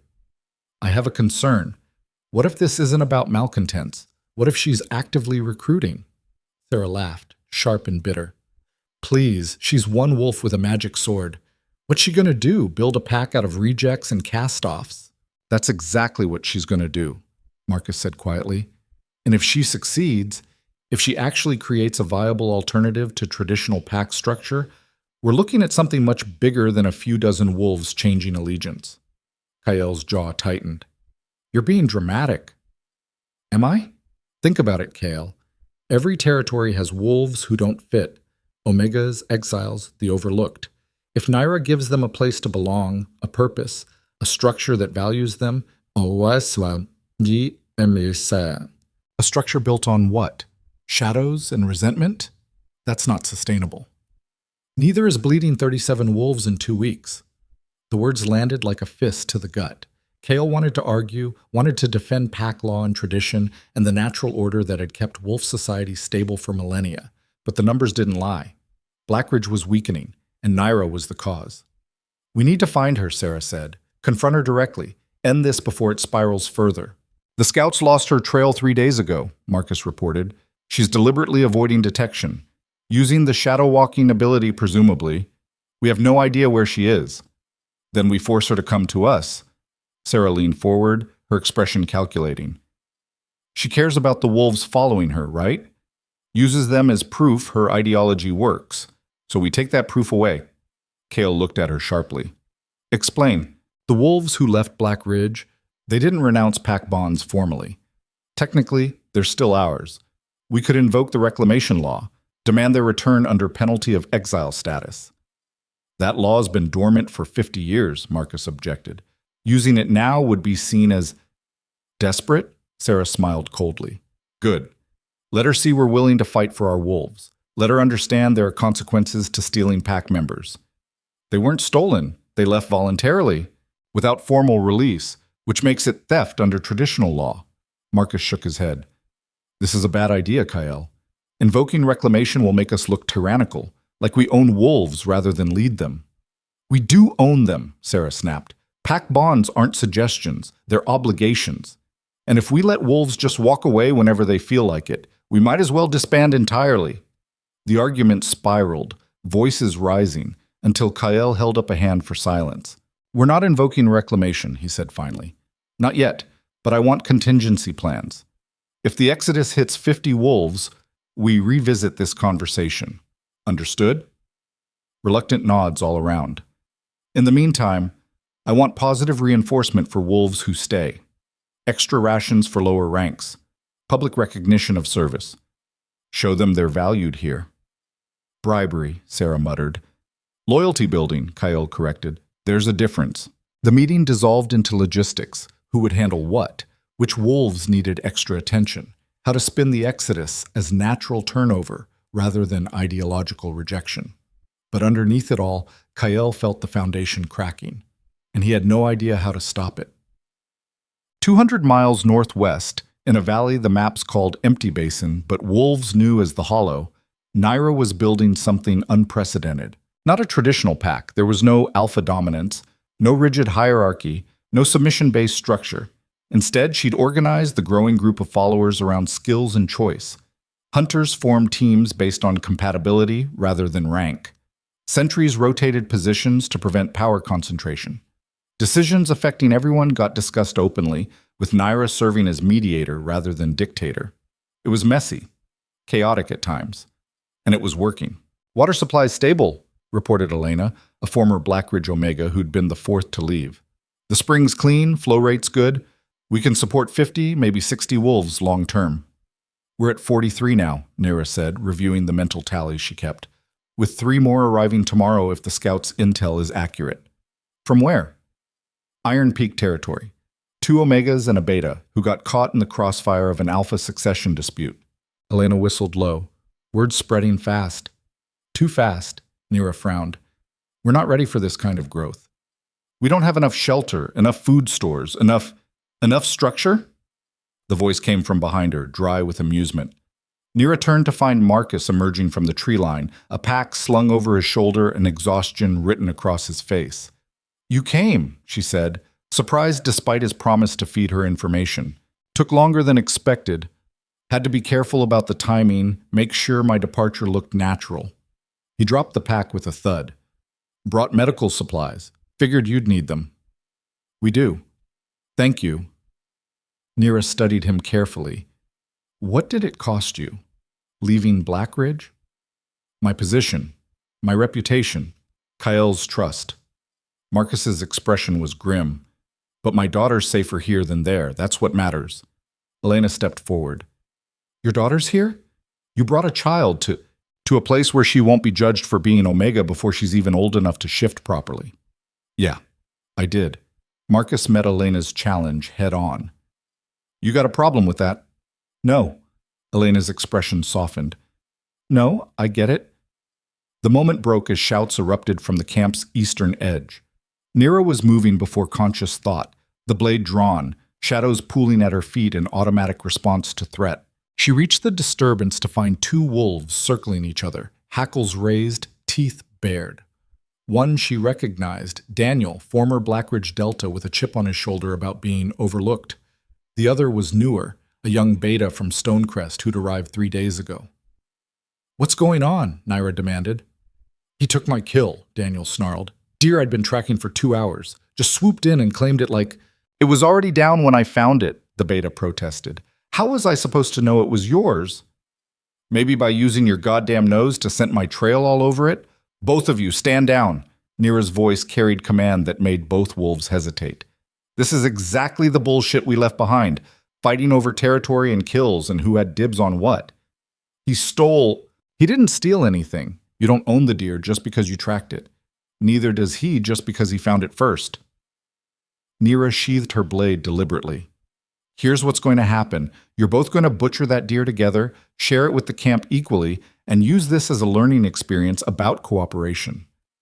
Daniel's lip curled. That's not how hunting works. It is now. You don't like it, there's the tree line. Nobody's forcing you to stay. The challenge hung in the air. Daniel's wolf rose behind his eyes, dominant instincts screaming at him to fight back against what felt like submission. Then, slowly, he backed down. Fine, he muttered. We'll split it. The beta nodded quickly, relief obvious. Crisis averted.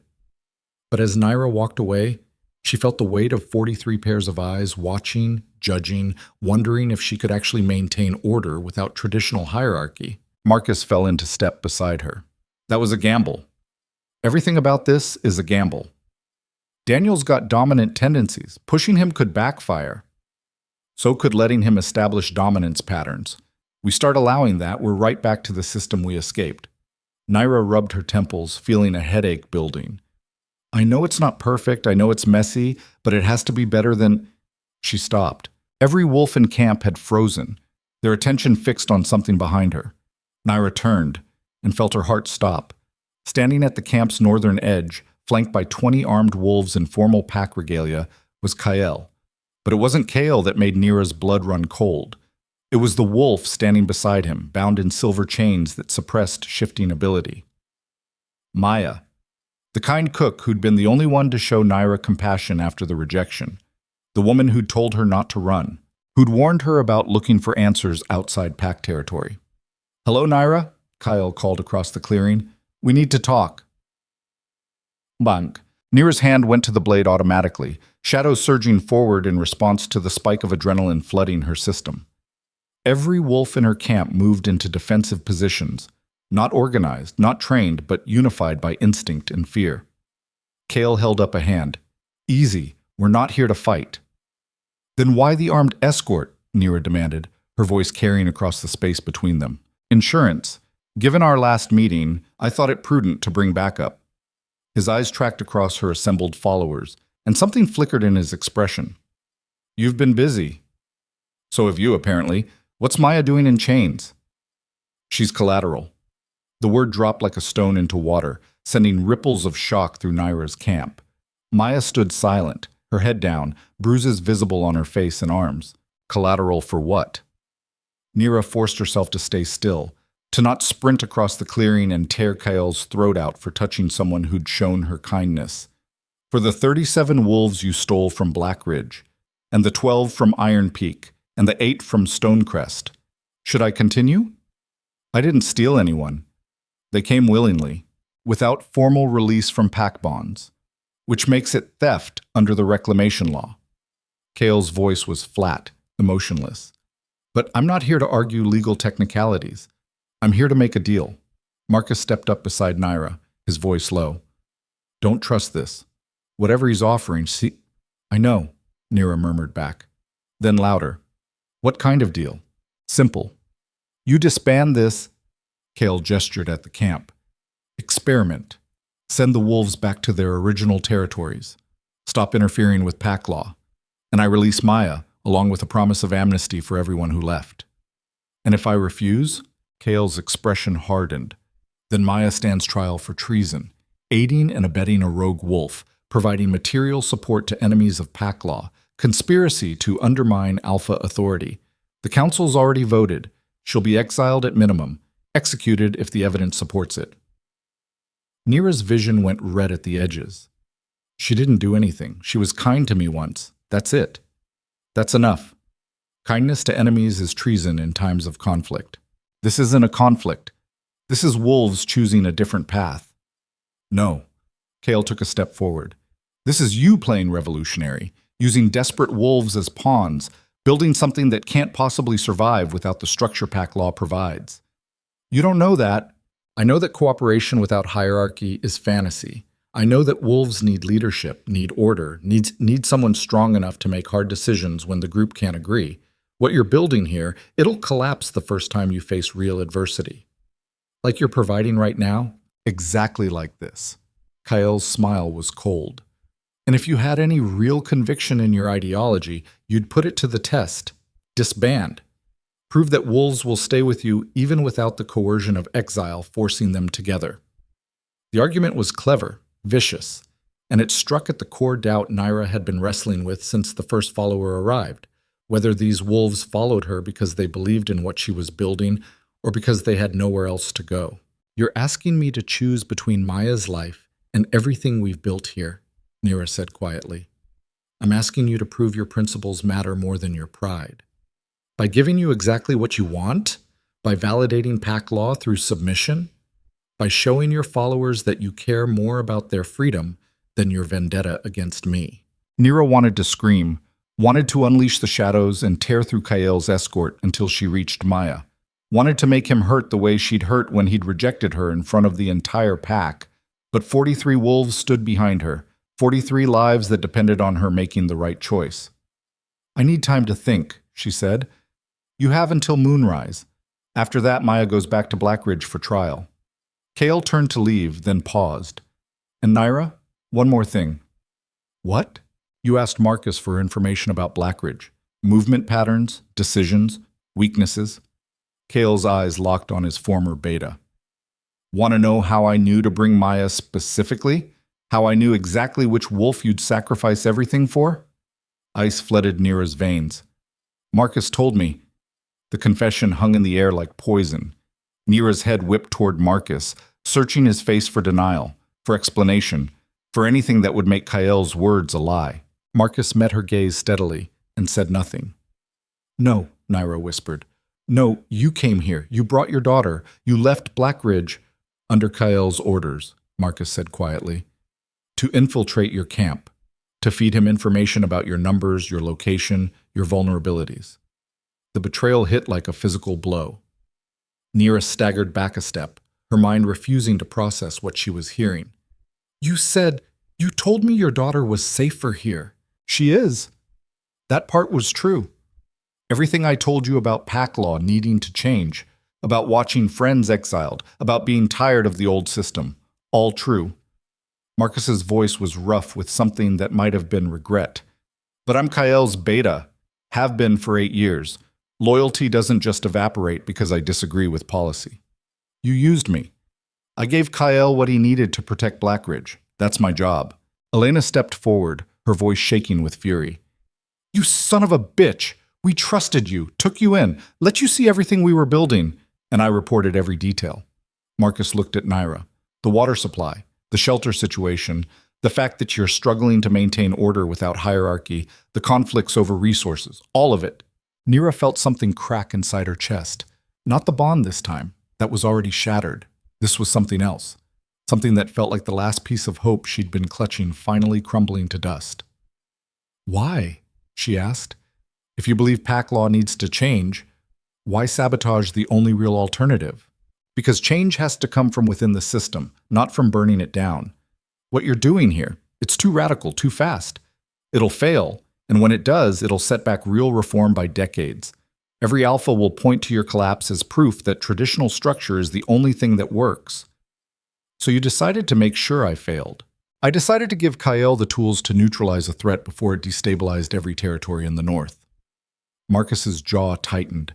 I'm sorry, I genuinely am, but I'd make the same choice again. The camp erupted, wolves shouting, some lunging for Marcus before others held them back. Chaos spreading like wildfire through the group. Nyra stood frozen in the center of it all, her mind still trying to process the magnitude of the betrayal. Kael had known everything, had tracked her movements through Marcus, had chosen Maya specifically because Marcus had reported Nyra mentioning the cook's kindness, had engineered this entire confrontation to force her into an impossible choice. And Marcus, who she'd started to trust, who she'd believed in, who'd seemed like proof that wolves could choose principle over pack loyalty, had been lying the entire time. Enough! Nyra's voice cracked like thunder, power flooding through the word in a way she didn't fully control. The shadows surged outward, pressing against every wolf until silence fell. She looked at Kael across the clearing. You win. I'll disband. Relief flickered across Kael's face, brief and genuine, before his mask of alpha authority slid back into place. Smart choice. On one condition. You're not in a position to make conditions. Maya goes free right now, not at moonrise, not after I disband, now. You release her, I'll send everyone back to their territories, and this ends. Kyle considered, then nodded to one of his escorts, who moved forward and unlocked Maya's chains. The older woman stumbled, caught herself, and limped toward Nyra's camp. When she reached Nyra, she grabbed her arm. Don't do this, Maya whispered. Don't let him win. I have to. I'm sorry. Nyra, go, please, just go. Maya's eyes filled with tears, but she nodded and melted into the crowd of followers. Nyra turned to face her camp, 43 wolves watching her with expressions ranging from betrayal to understanding to fury. She'd promised them an alternative, a place where they mattered, where strength wasn't the only measure of worth. And now she had to tell them it was over. I'm sorry, she said, her voice carrying to every corner of the clearing. I thought I could build something better. Thought we could prove pack law was broken and create a structure that valued all of you. But I was wrong. No, Elena started, but Nyra cut her off. I was wrong because I underestimated how far traditional alphas would go to maintain power, how they'd use people I care about as weapons against me, how they'd plant spies, she looked at Marcus, to sabotage us before we even had a chance. Then we fight, Daniel called out. We've got numbers. We've got you and that blade. We don't have to just surrender. Yes, we do. Because fighting means wolves die. Probably you, definitely me. And for what? To prove a point? To satisfy my pride? Nyra shook her head. That's not worth your lives. So what do we do? A young voice asked, Marcus's daughter, barely visible in the crowd. Nyra knelt, bringing herself to the girl's eye level. You go back to your packs. You survive. You remember that someone tried to build something different, even if it failed. And maybe, someday, you'll try again. Do it better than I did. She stood and addressed the entire camp. You're all free to go. No judgment, no resentment. Thank you for believing in this, even for a little while. The camp began to disperse. Slowly at first, then faster as wolves made decisions about which territories to return to, who to travel with, how to explain their absence. Nyra watched them go, feeling each departure like a small death. When only a handful remained, the stubborn ones, the ones with nowhere else to go, Kael crossed the clearing. It didn't have to be this way, he said quietly. Nyra looked at him. Yes, it did. You made sure of it. I protected my pack by destroying the only chance wolves like me had at something better. Something better? Nyra, look around. You had 43 wolves living in the woods with no real structure, no stability, conflicts breaking out over resources. How long did you think this would last? Longer than you gave me to find out. Kael's expression softened, just slightly. The offer still stands. Come back to Black Ridge, not as my fated mate, but as a member of the pack. We'll find you a position, give you purpose. No. Nyra, I said no. She met his eyes. You rejected me once, shattered the bond, broke something I didn't know could break. I'm not coming back so you can feel less guilty about it. Then what will you do? Nyra smiled, cold and sharp and utterly devoid of warmth. That's the question, isn't it? She turned and walked toward the tree line, shadows pooling at her feet. Nyra, wait. She didn't. The darkness swallowed her whole, and when Kael blinked, she was simply gone, leaving him standing in an abandoned camp with the echo of choices that couldn't be undone. Og. 3 days later, Nyra sat in a cave 20 miles south of the hollow, staring at the blade across her lap and trying to decide whether to keep fighting or give up entirely. The betrayal still burned, Marcus's deception, Kael's manipulation, the casual way he'd used Maya's life as leverage, knowing Nyra would fold rather than risk someone who'd shown her kindness. She'd been so stupid, so naive, thinking she could build something from nothing, thinking wolves would choose freedom over security, thinking she mattered enough to challenge millennia of tradition. The blade pulsed. You're giving up. Yeah, I am. That's not who you are. You don't know who I am? I know you survived rejection, survived the bond shattering, survived being cast aside and laughed at. You didn't survive all that just to quit now. Maybe I'm tired of surviving. Maybe I want to actually live, and I can't do that while fighting a war I can't win. The blade's pulse strengthened, and suddenly images flooded Nyra's mind. Not memories this time, but visions. Possible futures branching out like a river delta. In one, she gave up. Disappeared into the wilderness, became a cautionary tale about the dangers of challenging pack law. In another, she kept fighting. Built another camp, tried again, failed again. But in a third, she stopped trying to build within the system entirely. The vision clarified. Nyra saw herself not as a leader of exiles, but as something else, something older. A force that moved between territories, challenging alphas who abused power, protecting wolves who couldn't protect themselves, embodying everything pack law claimed to value but rarely delivered. Not a revolutionary, a reckoning. The images faded, leaving Nyra breathless and shaking. That's not possible, she whispered. It's exactly possible. You have the power. You have the motivation. All you need is the will. Will to do what? Become some kind of vigilante? Terrorize alphas until they change? Will to remind them that power without accountability is tyranny, that strength without compassion is cruelty, that tradition without evolution is death. Nyra sat with that for a long moment. Then she heard it. Footsteps approaching the cave entrance. Multiple sets, moving with coordinated precision that suggested training. She was on her feet instantly, blade drawn, shadows responding to the threat. 5 wolves emerged from the darkness. Not Kael's people. She'd recognized those scents. These were different, older, harder. The lead wolf spoke, his voice carrying authority that came from decades of command. Nyra Vale, the Nightborn. He smiled, and it wasn't kind. We need to talk about your recent activities and the disruption you've caused to pack stability across the northern territories. Who are you? Council of Alphas, the real power behind pack law. And you, his smile widened, have become a problem we can't ignore. Nyra's grip tightened on the blade.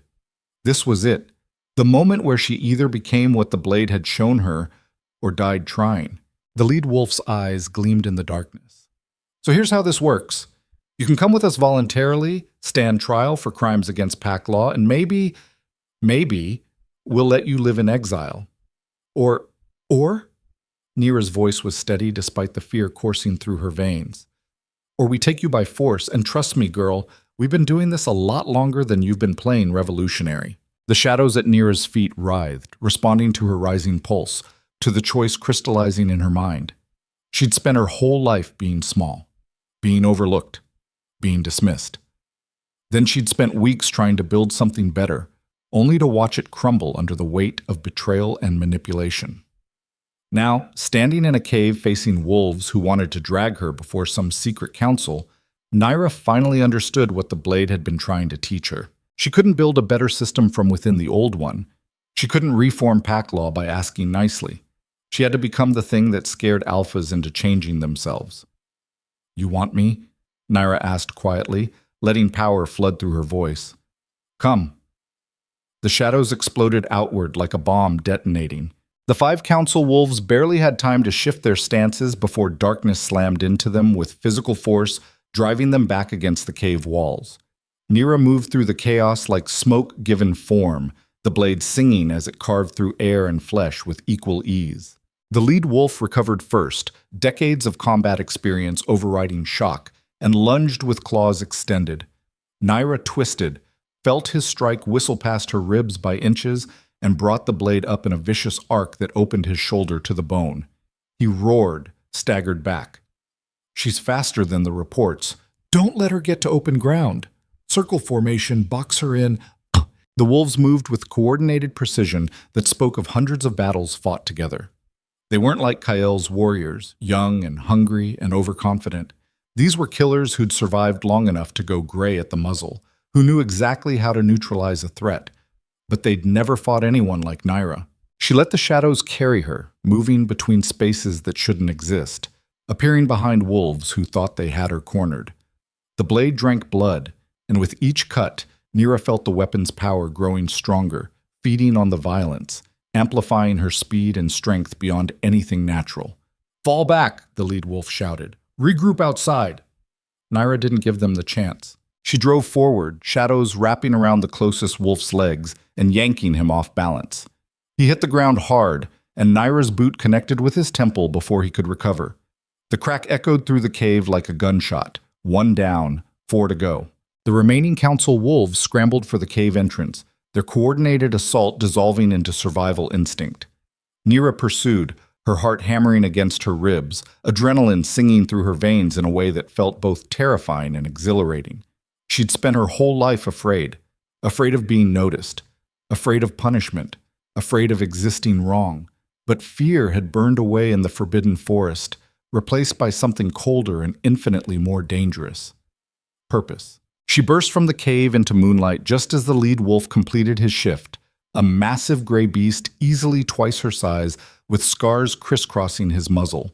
The others followed suit, bones cracking and reforming, human shapes giving way to wolves built for war. Nyra stood alone in human form, blade in hand, and smiled. 4 against 1, she called out. "Still not fair odds." "For you," the lead wolf snarled, his voice distorted by the half-shift that let him speak. "You're out of your depth, girl. The council's been putting down upstarts like you for 300 years. Then you're overdue for retirement." She moved. The blade carved silver trails through the darkness as Nyra met their charge head-on. Claws raked across her left arm, drawing blood. She ignored it. Teeth snapped inches from her throat. She twisted away. The world narrowed to motion and reaction, to the deadly dance of predators testing each other for weakness. One wolf got too close. Nyra's blade found his eye, and his howl of agony split the night. He stumbled back, pawing at his face, and she kicked his legs out from under him before driving the pommel into the base of his skull. 2 down. The remaining 3 circled more cautiously now, their earlier confidence bleeding away into respect tinged with fear. The lead wolf's eyes tracked the shadows writhing at Nyra's feet, and something flickered in his expression. "You don't know what you're dealing with," he said. "That blade, it's cursed. The more you use it, the more it takes from you. Eventually, there won't be anything left but shadow and hunger. Good thing I don't plan to live forever. You won't live through the night if you keep fighting the council. We're not your enemy, Nyra. We're trying to maintain order across territories. Keep packs from tearing each other apart. By crushing anyone who questions your authority? By stopping chaos before it spreads." The lead wolf took a step forward. "You think you're a revolutionary, a hero standing up for the weak, but all you're doing is destabilizing a system that's kept millions of wolves alive for centuries. A system that treats omegas as disposable. A system that recognizes natural hierarchy and works with it instead of pretending we're all equal when we're clearly not." Nyra's grip on the blade tightened. "We could be equal if alphas like you stopped hoarding power and actually led instead of dominated. Leadership is dominance. Always has been. Always will be." "Then I guess we don't have anything else to talk about." The shadows surged forward without warning, catching 2 of the wolves before they could react. Dark tendrils wrapped around their legs, their necks, yanking them off their feet and slamming them against trees with bone-breaking force. The lead wolf charged. Nyra met him halfway, blade against claws, human speed against wolf fury.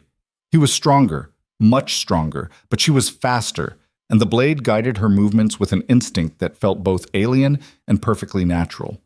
She ducked under his first swipe, drove the blade into his ribs. He howled, twisted away, blood streaming from the wound. His counterattack nearly took her head off, claws whistling past her ear so close she felt the air displacement. "You can't win this," he panted, circling. "Even if you kill us, the council will send more. Stronger wolves, better trained. They won't stop until you're dead or captured. Let them come." For what? To prove a point? To satisfy some vendetta against pack law? To show every Omega an exile and overlooked wolf in every territory that they don't have to accept the hierarchy you're forcing on them? Nyra's voice was steady, despite the blood running down her arm, despite the exhaustion creeping into her muscles. To prove that power belongs to whoever's strong enough to take it, not whoever was born into the right bloodline. The lead wolf's expression shifted, understanding dawning behind the pain and fury. "You're not trying to reform pack law," he said slowly.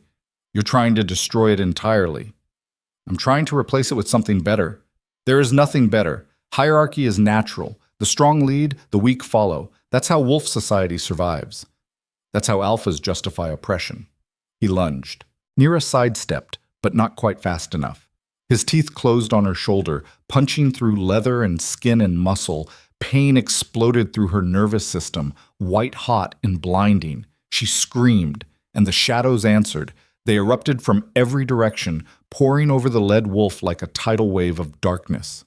He released her shoulder with a yelp of shock, stumbling back as the shadows wrapped around him, squeezing, constricting, draining. Nyra watched through a haze of pain as the most powerful wolf she'd ever fought was brought to his knees by power she barely understood and couldn't fully control. "Stop!" he gasped. "Please, I yield." The shadows tightened. "I said stop."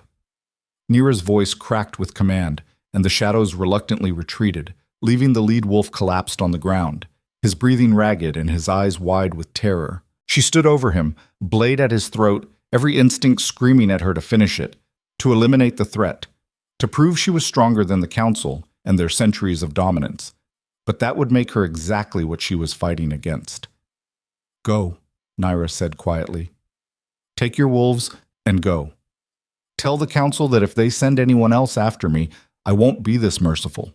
The lead wolf stared at her for a long moment. Then he struggled to his feet, called to his surviving packmates, and limped into the darkness. Leaving Nyra alone in the clearing, bleeding from a dozen wounds, her entire body shaking with adrenaline crash. She'd won, but the victory felt hollow, because the lead wolf had been right about one thing. The council wouldn't stop. They'd send more wolves, stronger ones, and eventually the numbers would overwhelm even shadow magic and a cursed blade. She couldn't fight them all. Not alone. Nyra sank to her knees, her shoulders screaming in agony, and tried to figure out what the hell to do next. Mashas. Kael stood in Blackridge's council chamber, staring at the message that had arrived an hour ago, and felt reality shifting beneath his feet. The message was simple, unsigned, written in blocky letters that could have belonged to anyone. Council sent enforcers after Nyra. She killed 3, wounded 2. I said, "They're escalating. Thought you should know." "It's a trap," Sarah said from across the table. "Obviously. Someone wants to draw you out, make you look weak by caring about a rejected mate. Maybe." Kael couldn't take his eyes off the words. Killed 3, wounded 2. Or maybe it's real. Even if it is, why do you care? You disbanded her little revolution, sent her followers back to their territories. She's not your problem anymore.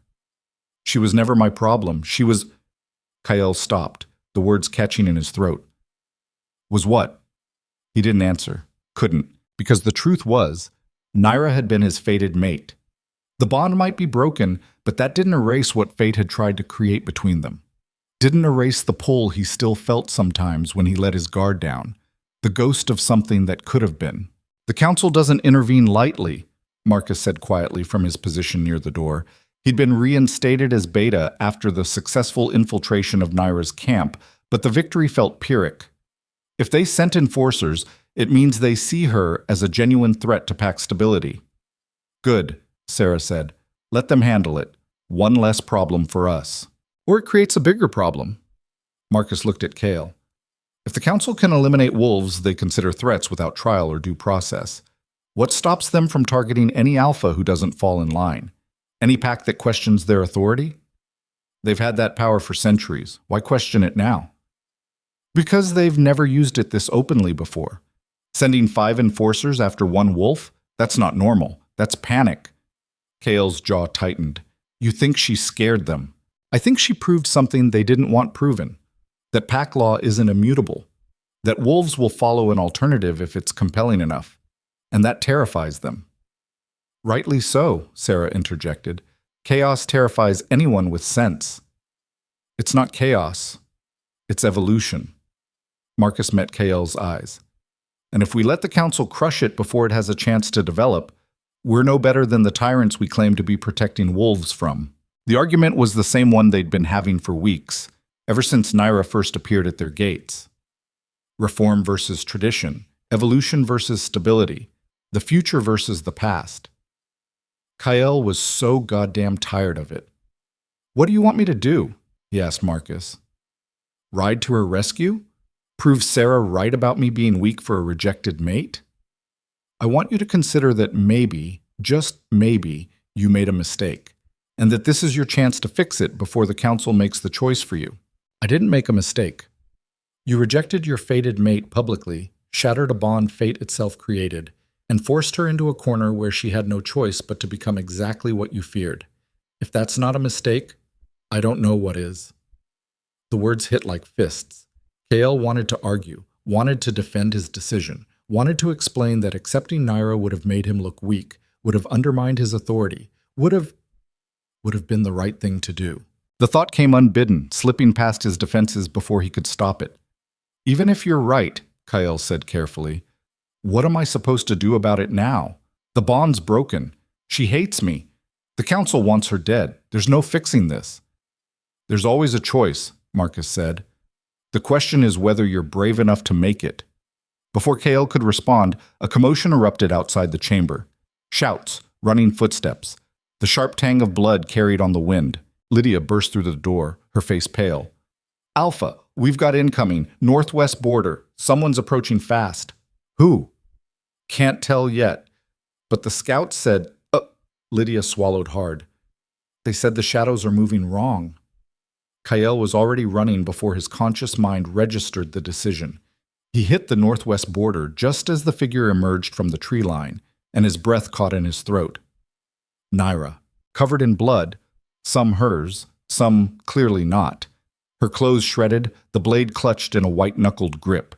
She staggered, caught herself against a tree, and looked up at him with eyes that glowed silver even in daylight. "I need help," she said, her voice hoarse. "The council's coming, not enforcers this time, the full force. They're mobilizing every loyal pack in the Northern Territories to eliminate me, and anyone who stands with me." "Why would I stand with you?" Kyle forced the words out, fighting every instinct that screamed at him to run to her, to catch her before she fell, to fix what he'd broken. Nyra's laugh was bitter. "You wouldn't, I know that, but I'm not here for me." She gestured behind her, and Kyle's heart dropped as he saw them. Dozens of wolves emerging from the forest. Omega's exiles, the overlooked and dismissed, including several from Blackridge who'd left weeks ago. "The council's targeting anyone who followed me," Nyra continued. "Says they're traitors to pack law, complicit in my crimes. They're going to make examples, public executions to prove what happens when wolves question authority." "That's insane. That's tradition, maintaining order through fear and violence, just like you do." The accusation stung because it was partially true. "What do you want from me?" Kyle demanded. "Sanctuary. For them, not me. Let them shelter in Blackridge until the council's purge runs its course. After that, they'll leave. I promise. You want me to harbor wolves the council considers traitors. I want you to protect wolves who chose freedom over oppression, but I know that's asking too much." Nyra's expression was bleak. "So I'm asking you to be better than I think you are. Prove me wrong about you, Kale. Prove you're actually the alpha you claim to be instead of just another tyrant hiding behind tradition." Every wolf on both sides of the border held their breath, waiting. Kale looked at the refugees behind Nyra, hollow-eyed, desperate, some barely old enough to shift properly. Then at his own pack, gathered and watching to see what their alpha would do. Sarah stepped forward, her voice low and urgent. "If you do this, you're declaring war on the council. They'll never forgive protecting traitors." "They're not traitors. They're wolves who wanted something different." "That's the same thing to the council." "Then maybe the council's wrong." Sarah's eyes widened. "Kyle, maybe they've been wrong for a long time, and we've all been too afraid to say it out loud." Kale looked at Nyra. "How long until they arrive?" 2 days, maybe 3 if we're lucky. That's not enough time to evacuate everyone, not enough time to prepare defenses." He turned to Marcus. "Call in every favor we have, allied packs, neutral territories, anyone who might be willing to stand against the council's overreach. You're serious about this, Marcus breathed. Deadly serious? And Kale looked back at Nyra. I can't undo what I did to you, can't fix the bond or take back the rejection, but I can do this. I can give your followers sanctuary, and I can stand between them and the council. Nyra stared at him, shock and suspicion warring in her expression. Why? Why would you risk everything for wolves you don't even know? Because you were right. About pack law. About hierarchy protecting the strong and crushing the weak. About all of it. The admission felt like swallowing glass, but Kyle forced it out. And because I'm tired of being the kind of alpha who has to look away from his own conscience to sleep at night. For a long moment, nobody moved. Then Nyra nodded slowly. Okay, thank you. Don't thank me yet. If the council's mobilizing their full force, we're looking at war. Real war, not border skirmishes or dominance posturing. Wolves are going to die. I know. And you're okay with that? Nyra's expression hardened. I'm okay with fighting for something that matters. Are you? Kale extended his hand. After a heartbeat's hesitation, Nyra took it. The moment their skin touched, the broken bond in Kyle's chest spasmed. Not healing, not reforging, but acknowledging. Recognition without completion. A ghost of what fate had intended. Nyra felt it too. He saw the flinch, the way her breath caught. Then she pulled her hand back and turned to the refugees. You heard him. Blackridge is offering sanctuary. Anyone who wants it, go with his wolves. They'll get you somewhere safe. The refugees moved hesitantly at first, then faster as Blackridge wolves came forward to guide them. Within minutes, the border was empty except for Kyle, Nyra, Marcus, and Sarah. Sarah looked at Kyle with something approaching pity. You just signed our death warrant. Maybe. Or maybe I just did the first truly alpha thing I've done since taking this position. There's a difference between bravery and stupidity. We'll find out which this was soon enough. Sarah walked away, her spine rigid with barely controlled fury. Marcus stepped up beside Kale. For what it's worth, I think you made the right call. Tell me that again after we see how many wolves die defending it. Nyra was already moving toward the tree line, heading back the way she'd come. Wait, Kale called. Where are you going? To scout the council's forces, figure out what we're actually facing. You can't go alone, you're injured. I'm fine. You're bleeding through your shirt and you can barely stand. That's not fine. Nyra stopped, turned to face him. What do you want me to say, Kyle? That I'm grateful you're helping? That I forgive you for rejecting me and destroying everything I tried to build? I can't give you that. The bond's broken and I'm broken and all I have left is this fight. So let me fight it. Not alone. Never alone again. Kale took a step forward. We're in this together now, whether you like it or not. Something flickered in Nyra's eyes, too fast to name, gone before he could interpret it. Together, she repeated softly. That's a new concept. Maybe it shouldn't be. The moment stretched between them, heavy with everything unsaid, everything that couldn't be fixed but might, maybe, be survived. Then Marcus's voice cut through. Hate to interrupt, but we've got movement on the eastern ridge. Scouts just reported a massive force heading this way. The council's early. Kale's blood went cold. How early? They'll be here by nightfall, maybe sooner. Nyra's hand went to her blade. They knew. Somehow, they knew I'd come here. Doesn't matter how they knew. What matters is we've got maybe 6 hours to prepare for a siege we can't possibly win. Then we'd better get creative. Nyra looked at Kyle. You trust me? No. Smart. But do you trust me enough to follow my lead on this? Kyle studied her. This woman who'd been a quiet Omega 6 weeks ago and was now something else entirely. Something dangerous and damaged and possibly insane. Yeah, he said. I do. Nyra's smile was sharp as broken glass. Good. Because what I'm about to suggest is going to sound completely batshit crazy. At this point, crazy might be our only option. Then here's the plan. She laid it out in quick, brutal strokes. A strategy that relied on shadows and deception, on turning the council's strength against itself, on gambling everything on a single desperate play. Marcus listened with growing horror. That's suicide. That's survival. Nyra looked between them. The Council expects traditional warfare. Alpha dominance, pack against pack, strength versus strength. We can't win that fight. But if we change the rules, we might have a chance, Kyle finished. A small one. Better than none. The three of them stood in the fading daylight, an alpha, a beta, and a rogue omega, planning treason against the oldest power structure in wolf society. And somewhere in the distance, an army was coming. Check. By the time the sun touched the western horizon, Blackridge had transformed into a fortress. Every wolf who could fight had been armed and positioned. The elderly and young had been evacuated to caves deep in the territory's interior. Supply lines had been established, escape routes mapped, contingencies planned for every scenario they could imagine. It wasn't enough. Not nearly enough. Kale stood on the main gate's rampart, watching the tree line for first sign of the Council's forces, and tried not to think about how many of his wolves were about to die for a decision he'd made in the space of a heartbeat. Nyra appeared beside him, moving so quietly he didn't hear her approach. "They'll come from 3 directions," she said without preamble. "North, east, and south. Leave the west open so we have an escape route." "You sure?"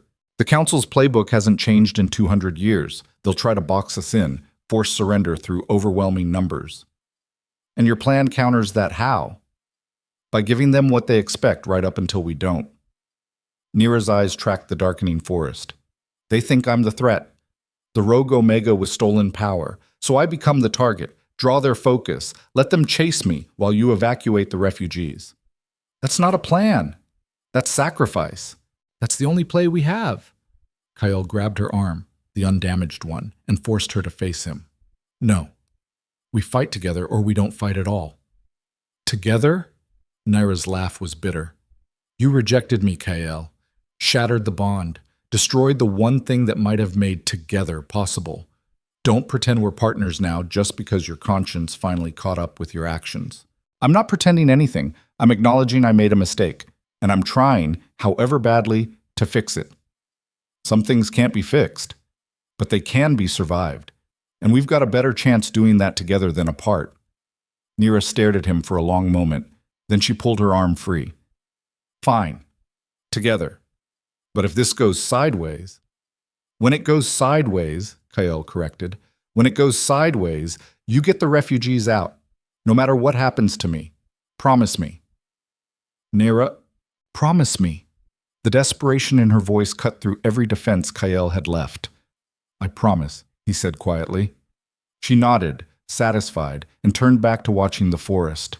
They stood in silence as full darkness fell, 2 wolves who'd been fated for each other and had instead become something stranger, allies bound by necessity, broken pieces that didn't fit together but refused to completely separate. The first howl split the night, then another, then dozens, hundreds, a chorus of wolves announcing their arrival and their intention. The Council had come. Kale's hand found the hilt of his own blade, not cursed like Nyra's, just good steel he'd carried for a decade. "Here we go," he muttered.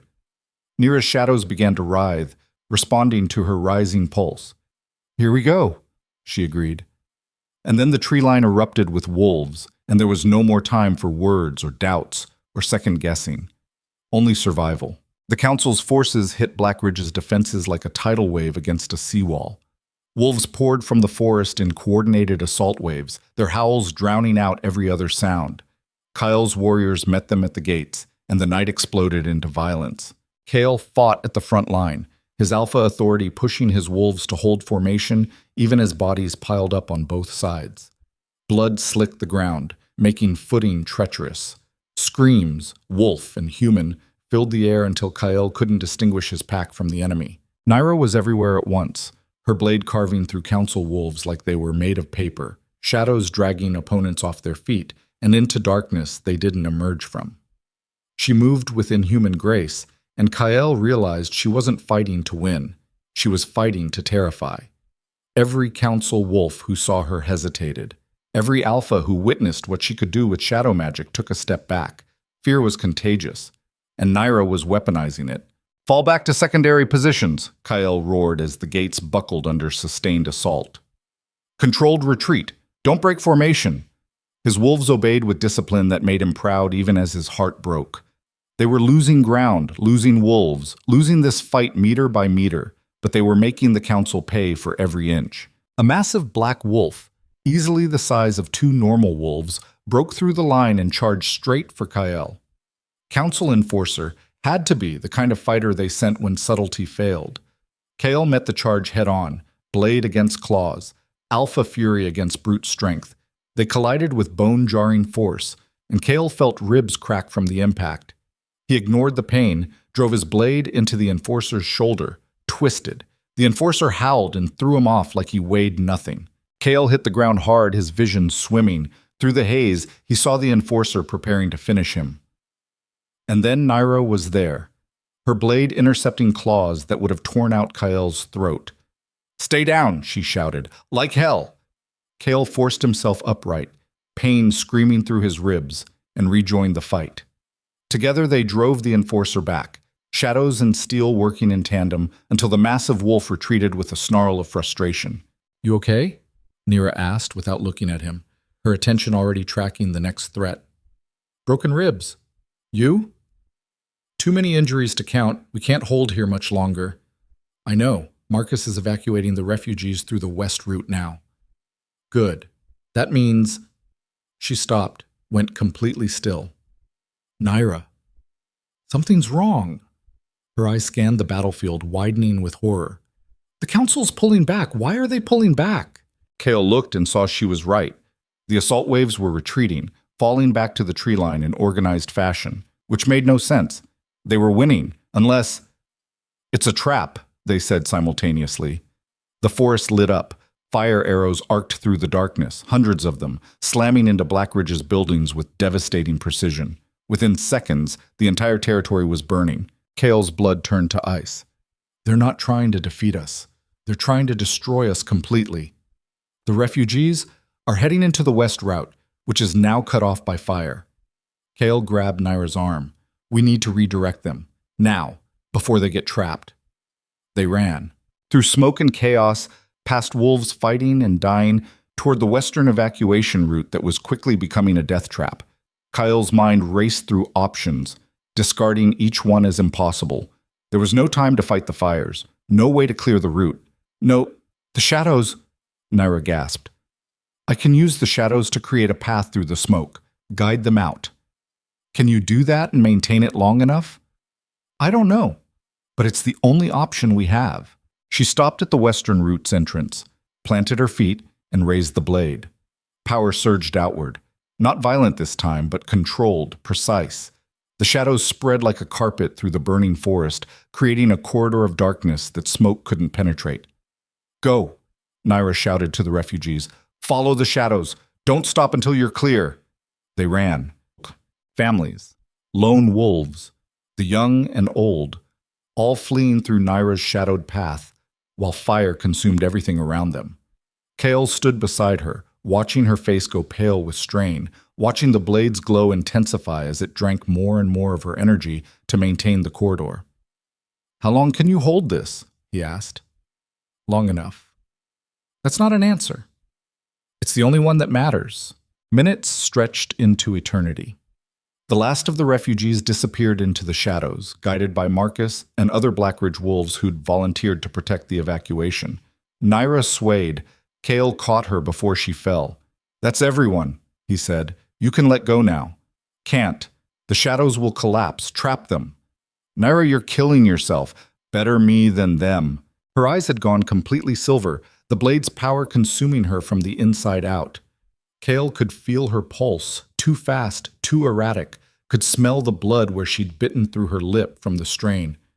"Please," he whispered. "Let go. They're far enough now. The shadows held long enough." "You sure?" "I'm sure." Nyra's control shattered. The shadows evaporated like smoke, and she collapsed completely. Kale caught her weight, lowering them both to the ground as fire roared around them and the council's forces regrouped for another assault.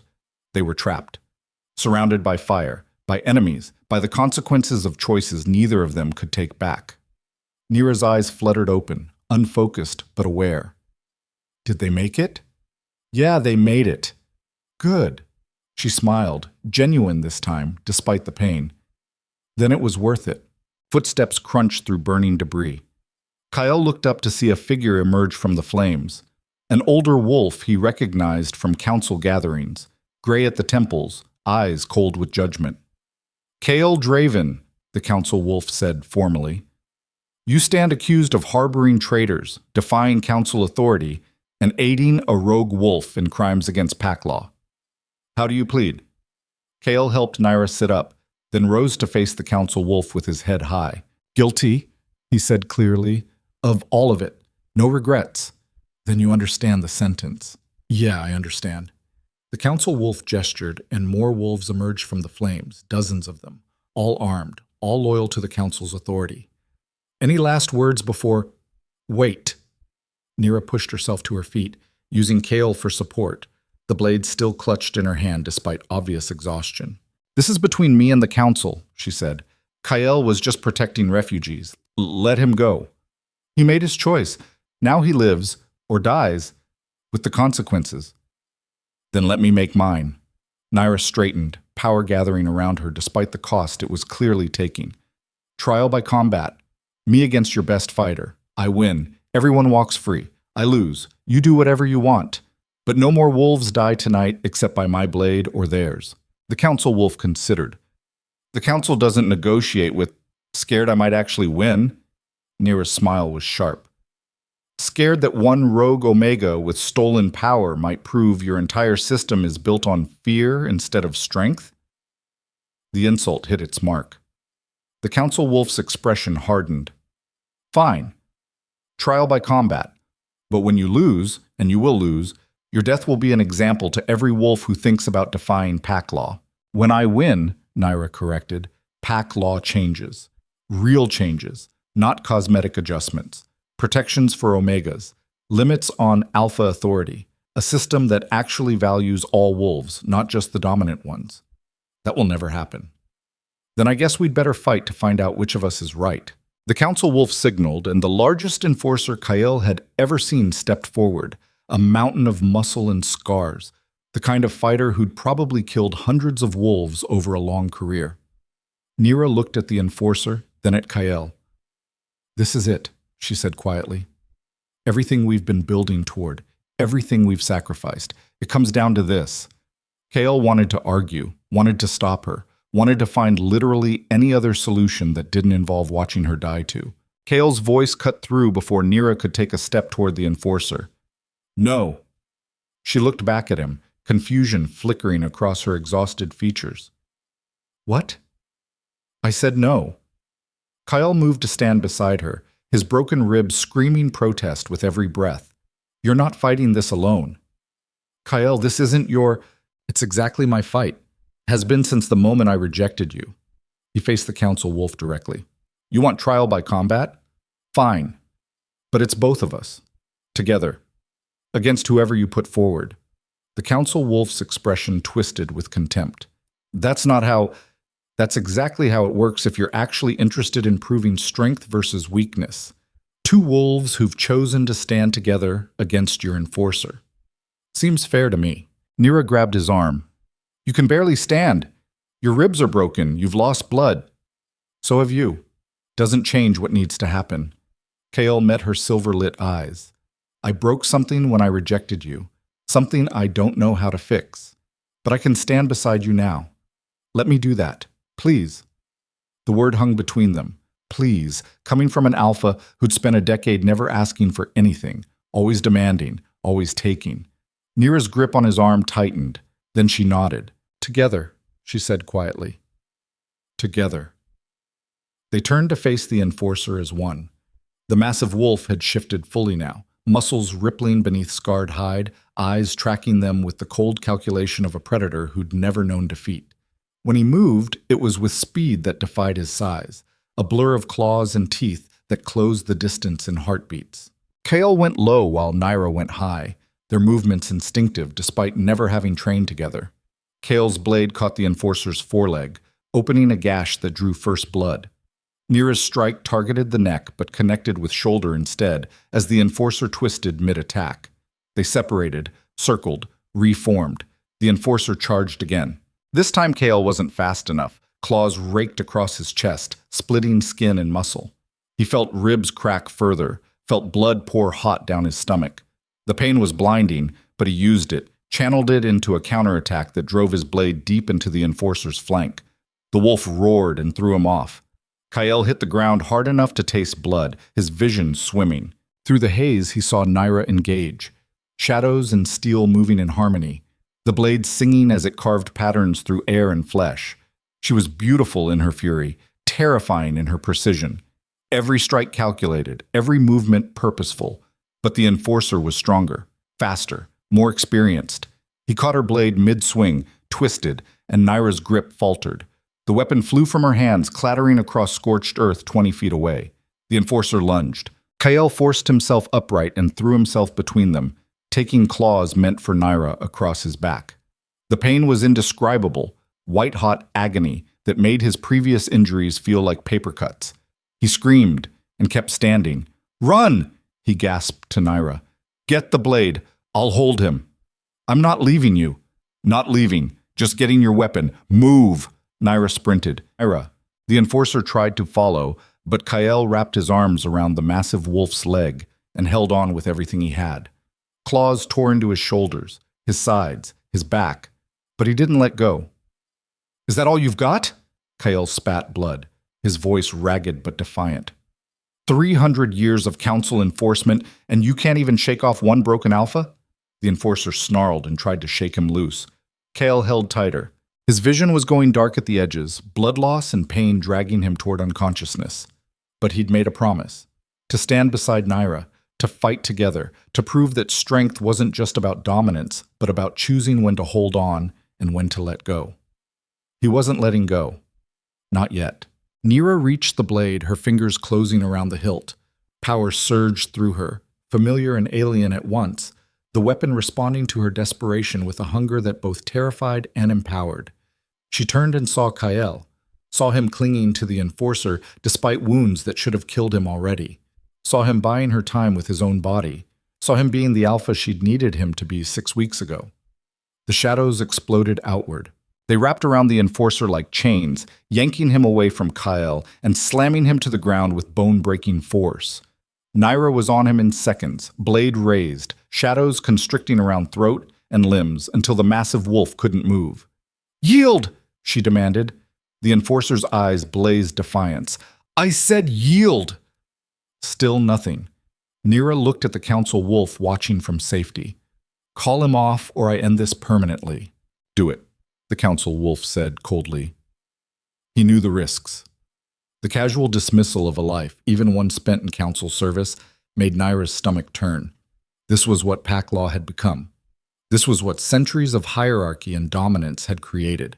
A system so focused on maintaining power that individual wolves became expendable the moment they stopped being useful.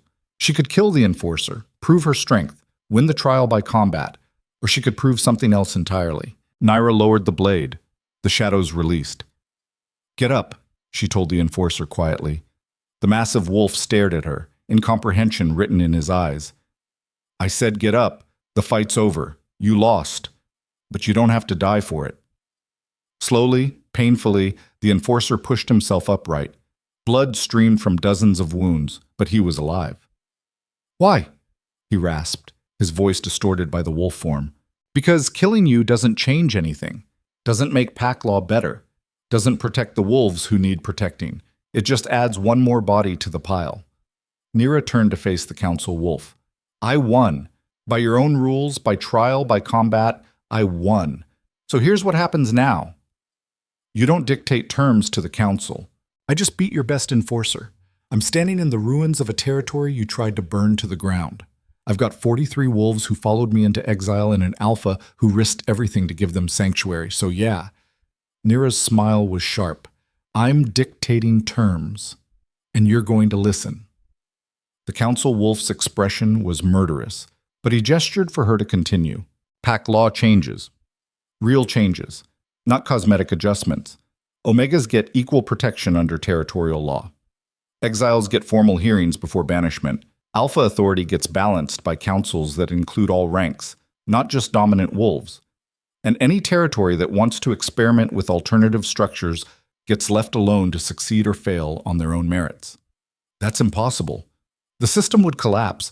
The system is already collapsing. You're just too invested in maintaining your power to see it. Nyra gestured to the burning remains of Black Ridge. This is what happens when change gets suppressed instead of guided. Wolves die, territories burn, and the next generation learns that violence is the only answer to oppression.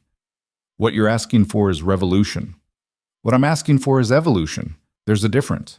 The council wolf looked at her for a long moment. Then at the enforcer, still standing despite injuries that should have killed him. Then at Kael, collapsed on the ground but alive. You realize what you're starting, he said quietly. If we grant even half of what you're demanding, every alpha in every territory will face challenges to their authority. Pack structure as we know it could fracture entirely. Or it could become something better, something that actually serves all wolves instead of just the ones born into power. That's a hell of a gamble. So was creating pack law in the first place. Nyra sheathed the blade across her back. You can choose to evolve with the times, or you can keep fighting change until it drowns you. But either way, the old system is dying. I'm just offering you a chance to guide the transition instead of being swept away by it. Silence fell across the battlefield. Every wolf, council, Black Ridge, neutral observers waited to see what would happen next. The council wolf exhaled slowly. I need to confer with the other council members. This isn't a decision I can make alone. You have 3 days. After that, I start visiting territories personally and offering the same choice to every pack. Change or get left behind. That's a threat. That's a promise. The council wolf nodded once, then turned and left. His forces followed, the enforcer limping alongside them, and within minutes the battlefield was empty except for Black Ridge wolves and the ruins of their territory. Nyra swayed, exhaustion finally catching up with adrenaline. Then she was running, stumbling, really, to where Kael lay motionless on scorched earth. Kael? Hey, stay with me. She dropped to her knees beside him, her hands hovering uselessly over wounds too numerous to count. Blood pooled beneath him, dark and viscous, and his breathing was shallow and rattling. You're not dying, she said fiercely. You hear me? After everything we just survived, you don't get to die now. Kael's eyes fluttered open. Bossy. Shut up and conserve energy. Can't need to tell you something. Tell me later, after we get you to a healer, now. His hand found hers, grip weak but deliberate. I was wrong. About the rejection. About pack law. About everything. Kael, please. Let me finish. I was wrong and I'm sorry. Can't fix the bond, can't undo what happened, but I'm sorry. You deserved better than what I gave you. Tears burned down Nyra's face before she could stop them. You're apologizing now? While bleeding out? When else am I going to do it? Later seemed unreliable. Despite everything, she laughed, broken and painful but genuine. You're an idiot, she said. Yeah, but I'm your idiot. If you'll have me. The bond's broken, Kael, shattered. Even if I wanted to. Not talking about the bond. Talking about choosing each other. Fate had its shot, screwed it up, now it's our turn. So what do you say? Want to try being partners without destiny forcing it on us? Nyra looked at him. This alpha who'd destroyed her and saved her in equal measure, who'd rejected fate and then risked everything to stand beside her anyway. The broken bond in her chest ached, would probably always ache, a permanent scar from what might have been. But maybe scars were just proof you survived something that should have killed you. Yeah, she said quietly. I'd like that. Kael smiled, genuine and unguarded. Then his eyes rolled back and he went limp. No, no, no! Nyra pressed her hands to his chest, felt his heartbeat stuttering beneath her palms. Don't you dare! We just agreed to try. You don't get to die before we even start. Move aside. Maya appeared, medical supplies clutched in both hands, her expression grim but determined. Behind her came 6 other wolves, including Marcus, all looking battered but alive. The refugees? Nyra asked. Safe. We got them to neutral territory. Marcus knelt beside Kael, assessing the wounds with professional detachment. This is bad. Really bad. We need to move him somewhere with proper supplies. The main hall's still standing, Maya said. Barely, But the structure's sound. We can set up there. They worked together, lifting Kale carefully, carrying him through smoking ruins to the one building that hadn't completely collapsed. Maya barked orders, organizing makeshift medical stations, rationing supplies, doing the impossible work of keeping wolves alive against catastrophic injuries. Nyra stayed beside Kyle the entire time, her hand wrapped around his, shadows pooled at her feet like loyal hounds. Hours passed, then days. The council's 3-day deadline came and went without word. Nyra spent the time helping rebuild Blackridge, not to its former glory, but to something functional. Temporary shelters for displaced wolves, supply runs to neighboring territories, coordination with the refugees who'd started trickling back, asking if the offer of sanctuary still stood. It did. On the 4th day, Kyle woke up. Nyra was there when his eyes opened, exhaustion making her reaction time slow. She'd been awake for probably 40 hours straight, had refused to leave his side except for the most critical rebuilding tasks. "Hey," he rasped. "Hey, yourself." She offered water, which he drank gratefully. "How do you feel?" "Like I got hit by a truck. Then the truck backed up and hit me again." "That's about accurate." Kale looked around the makeshift medical ward, taking in the other injured wolves, the crude but effective organization. "What did I miss?" "Blackridge is standing, barely. The council hasn't responded to my ultimatum. And apparently I've been elected interim alpha of a territory I never belonged to." "Interim?" "Until you're healed enough to take back the position." "What if I don't want it back?" Nyra blinked. "What? What if I'm tired of being the kind of alpha who has to choose between doing what's right and doing what's expected? What if I'd rather help you build something new than rebuild something broken?" "Kyle, this is your pack, your territory. You can't just walk away. Watch me." He struggled to sit up, wincing at the pain. "I rejected you because I was afraid of looking weak, afraid of what the pack would think if their alpha accepted an omega as a fated mate. That fear cost us both everything. I'm done making decisions based on fear." "So what are you suggesting?" "Co-leadership. You and me. Equal authority, balanced perspectives. Someone who understands the old system and someone who's building the new one, working together to find middle ground." "That's insane. That's evolution." Kale met her eyes. "What do you say? Want to prove that alphas and omegas can actually work together instead of one dominating the other?" Nyra wanted to say no, wanted to protect herself from the vulnerability of trusting someone who'd already destroyed her once. But she'd spent 6 weeks learning that safety and growth rarely coexisted. "On one condition," she said, "name it. If this doesn't work, if we can't find that middle ground, or if the pack rejects the structure, we don't force it. We accept that some experiments fail and move on without destroying each other in the process." "Deal." They shook on it, and something in Nyra's chest shifted. Not the bond reforging, nothing that dramatic, but an acknowledgement that what they were building now was theirs, not fate's.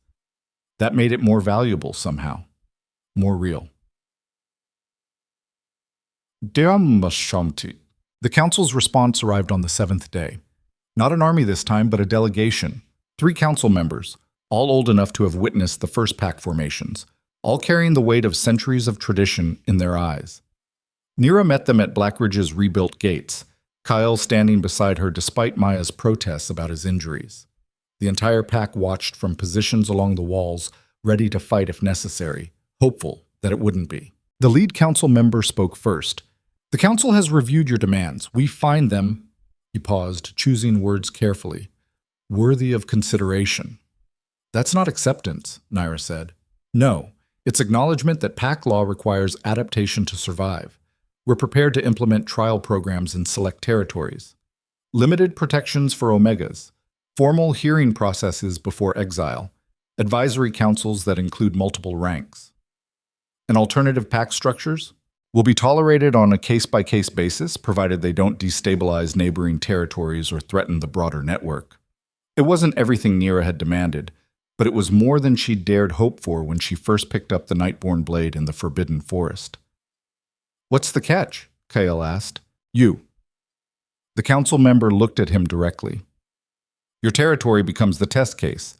You implement these changes, prove they can work without destroying pack cohesion, and we expand the program. You fail. We're back to traditional law. Kyle finished. Understood. One more thing. The council member's gaze shifted to Nyra. The blade. It needs to be secured. That kind of power in anyone's hands is no. The word came out flat and absolute. Ms. Vale, that weapon is dangerous. That weapon saved my life and the lives of 43 wolves who would have been executed for choosing freedom. It's staying with me. The council can't the council can't stop me. Nyra's eyes flashed silver. You want to try taking it? Go ahead. See how that works out. The three council members exchanged glances. Finally, the lead one sighed. Keep the blade. But understand, if it's used against pack law or innocent wolves, there will be consequences. Understood. The delegation left without ceremony, and Nyra allowed herself a moment to breathe. They'd done it. Survived the council's purge, forced concessions from power structures that had stood unchanged for centuries, created space for something new to grow. It wasn't perfect, but it was a start.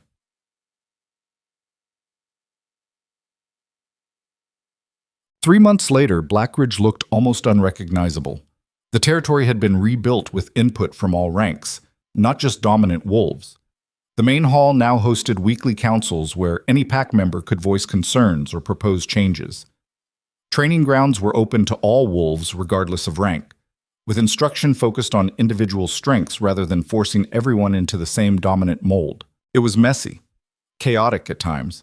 Arguments broke out regularly about the best way to handle situations that traditional hierarchy would have resolved through simple alpha command. But it was working, slowly, imperfectly, but undeniably working. Nyra stood on the northern ridge, watching the sun set over territory she'd never expected to call home. The blade rested across her back, its weight familiar now, the shadows it commanded responding to her will like extensions of her own body. Footsteps approached from behind. Thought I'd find you here, Kyle said, moving to stand beside her.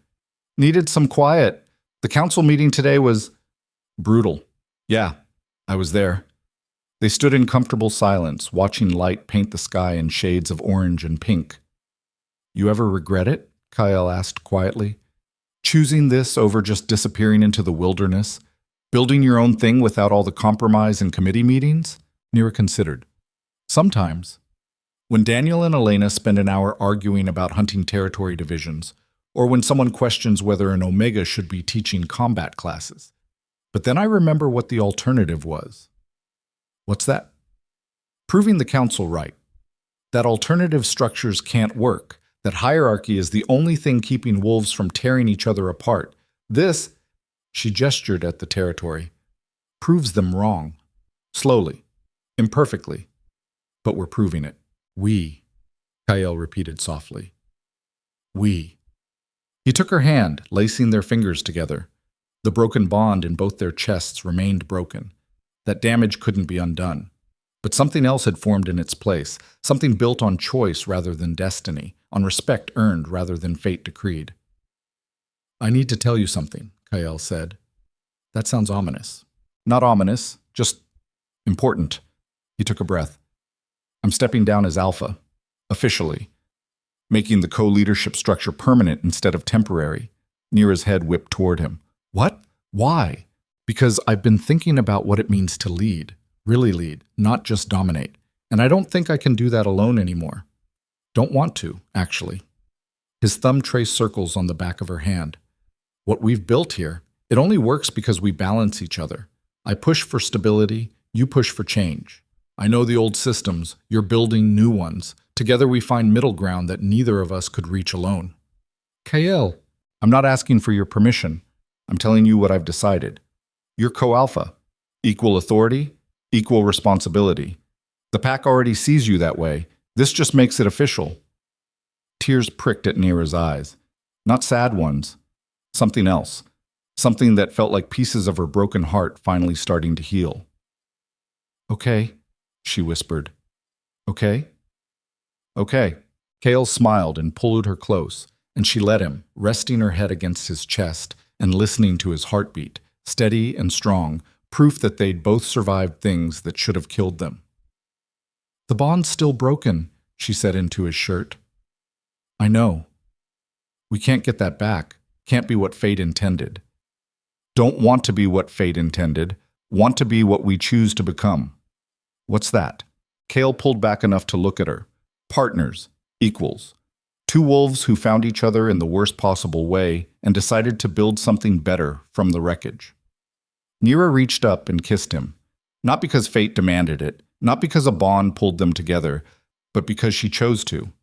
Because despite everything, the rejection, the pain, the broken pieces that would never fully heal, she wanted this, wanted him, wanted the messy, complicated, imperfect thing they were creating together. When they pulled apart, both breathing hard, Kael's expression was soft with something that might have been wonder. Was that a choice? Nyra finished. Just a choice. Mine to make. Best choice I've seen in a while. Don't get cocky. Wouldn't dream of it. They stood together as full darkness fell, watching stars emerge one by one. In the territory behind them, pack members were settling in for the night. Some in traditional family units, some in chosen groups that defied old categories, all finding ways to belong that worked for them. It wasn't perfect, would never be perfect, but it was theirs, built not on fate's design or tradition's weight, but on wolves choosing every day to try something different, to value each other not for rank or bloodline or dominance, but for the simple fact of their existence. You know the council's watching, Kael said eventually. Every decision we make, every change we implement, they're cataloging it all, waiting for us to fail so they can prove the old ways are the only ways. Let them watch. Nyra's hand found the blade's hilt, drawing comfort from its weight. We're not failing, we're evolving, and if they can't see the difference, that's their problem, not ours. When did you get so confident? Somewhere between being rejected by my fated mate and beating a council enforcer in single combat. She smiled. Turns out surviving the impossible does wonders for self-esteem. Remind me never to underestimate you again. As if I'd let you forget. Movement in the valley caught Nyra's attention. She looked down to see Marcus leading a group of young wolves through basic defense drills. Not the brutal dominance exercises of traditional training, but techniques focused on leverage and strategy. Among the students was his daughter, barely 10 years old, her face scrunched in concentration as she practiced a disarm against a partner twice her size. She's going to be formidable, Kael observed. They all are. That's the point. Scared of what we're creating? Nyra thought about it. Terrified. But the good kind of terrified. The kind that means we're doing something that matters. Fair enough. They stayed on the ridge until the moon rose, full and silver, the same moon that had witnessed Nyra's rejection and Kael's mistake and everything that came after. But tonight it felt different.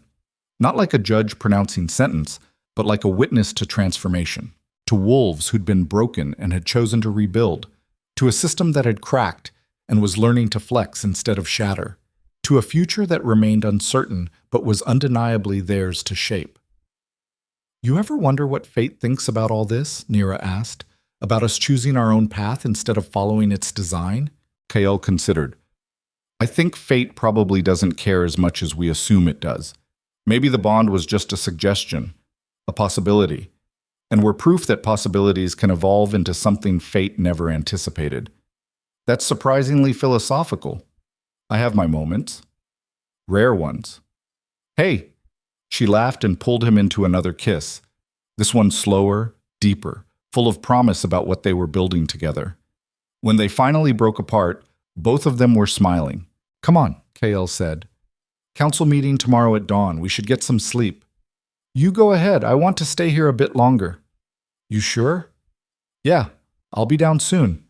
He kissed her forehead and left, his footsteps fading down the ridge path. Nyra stood alone under the moon, the blade at her back, shadows pooled at her feet like loyal companions.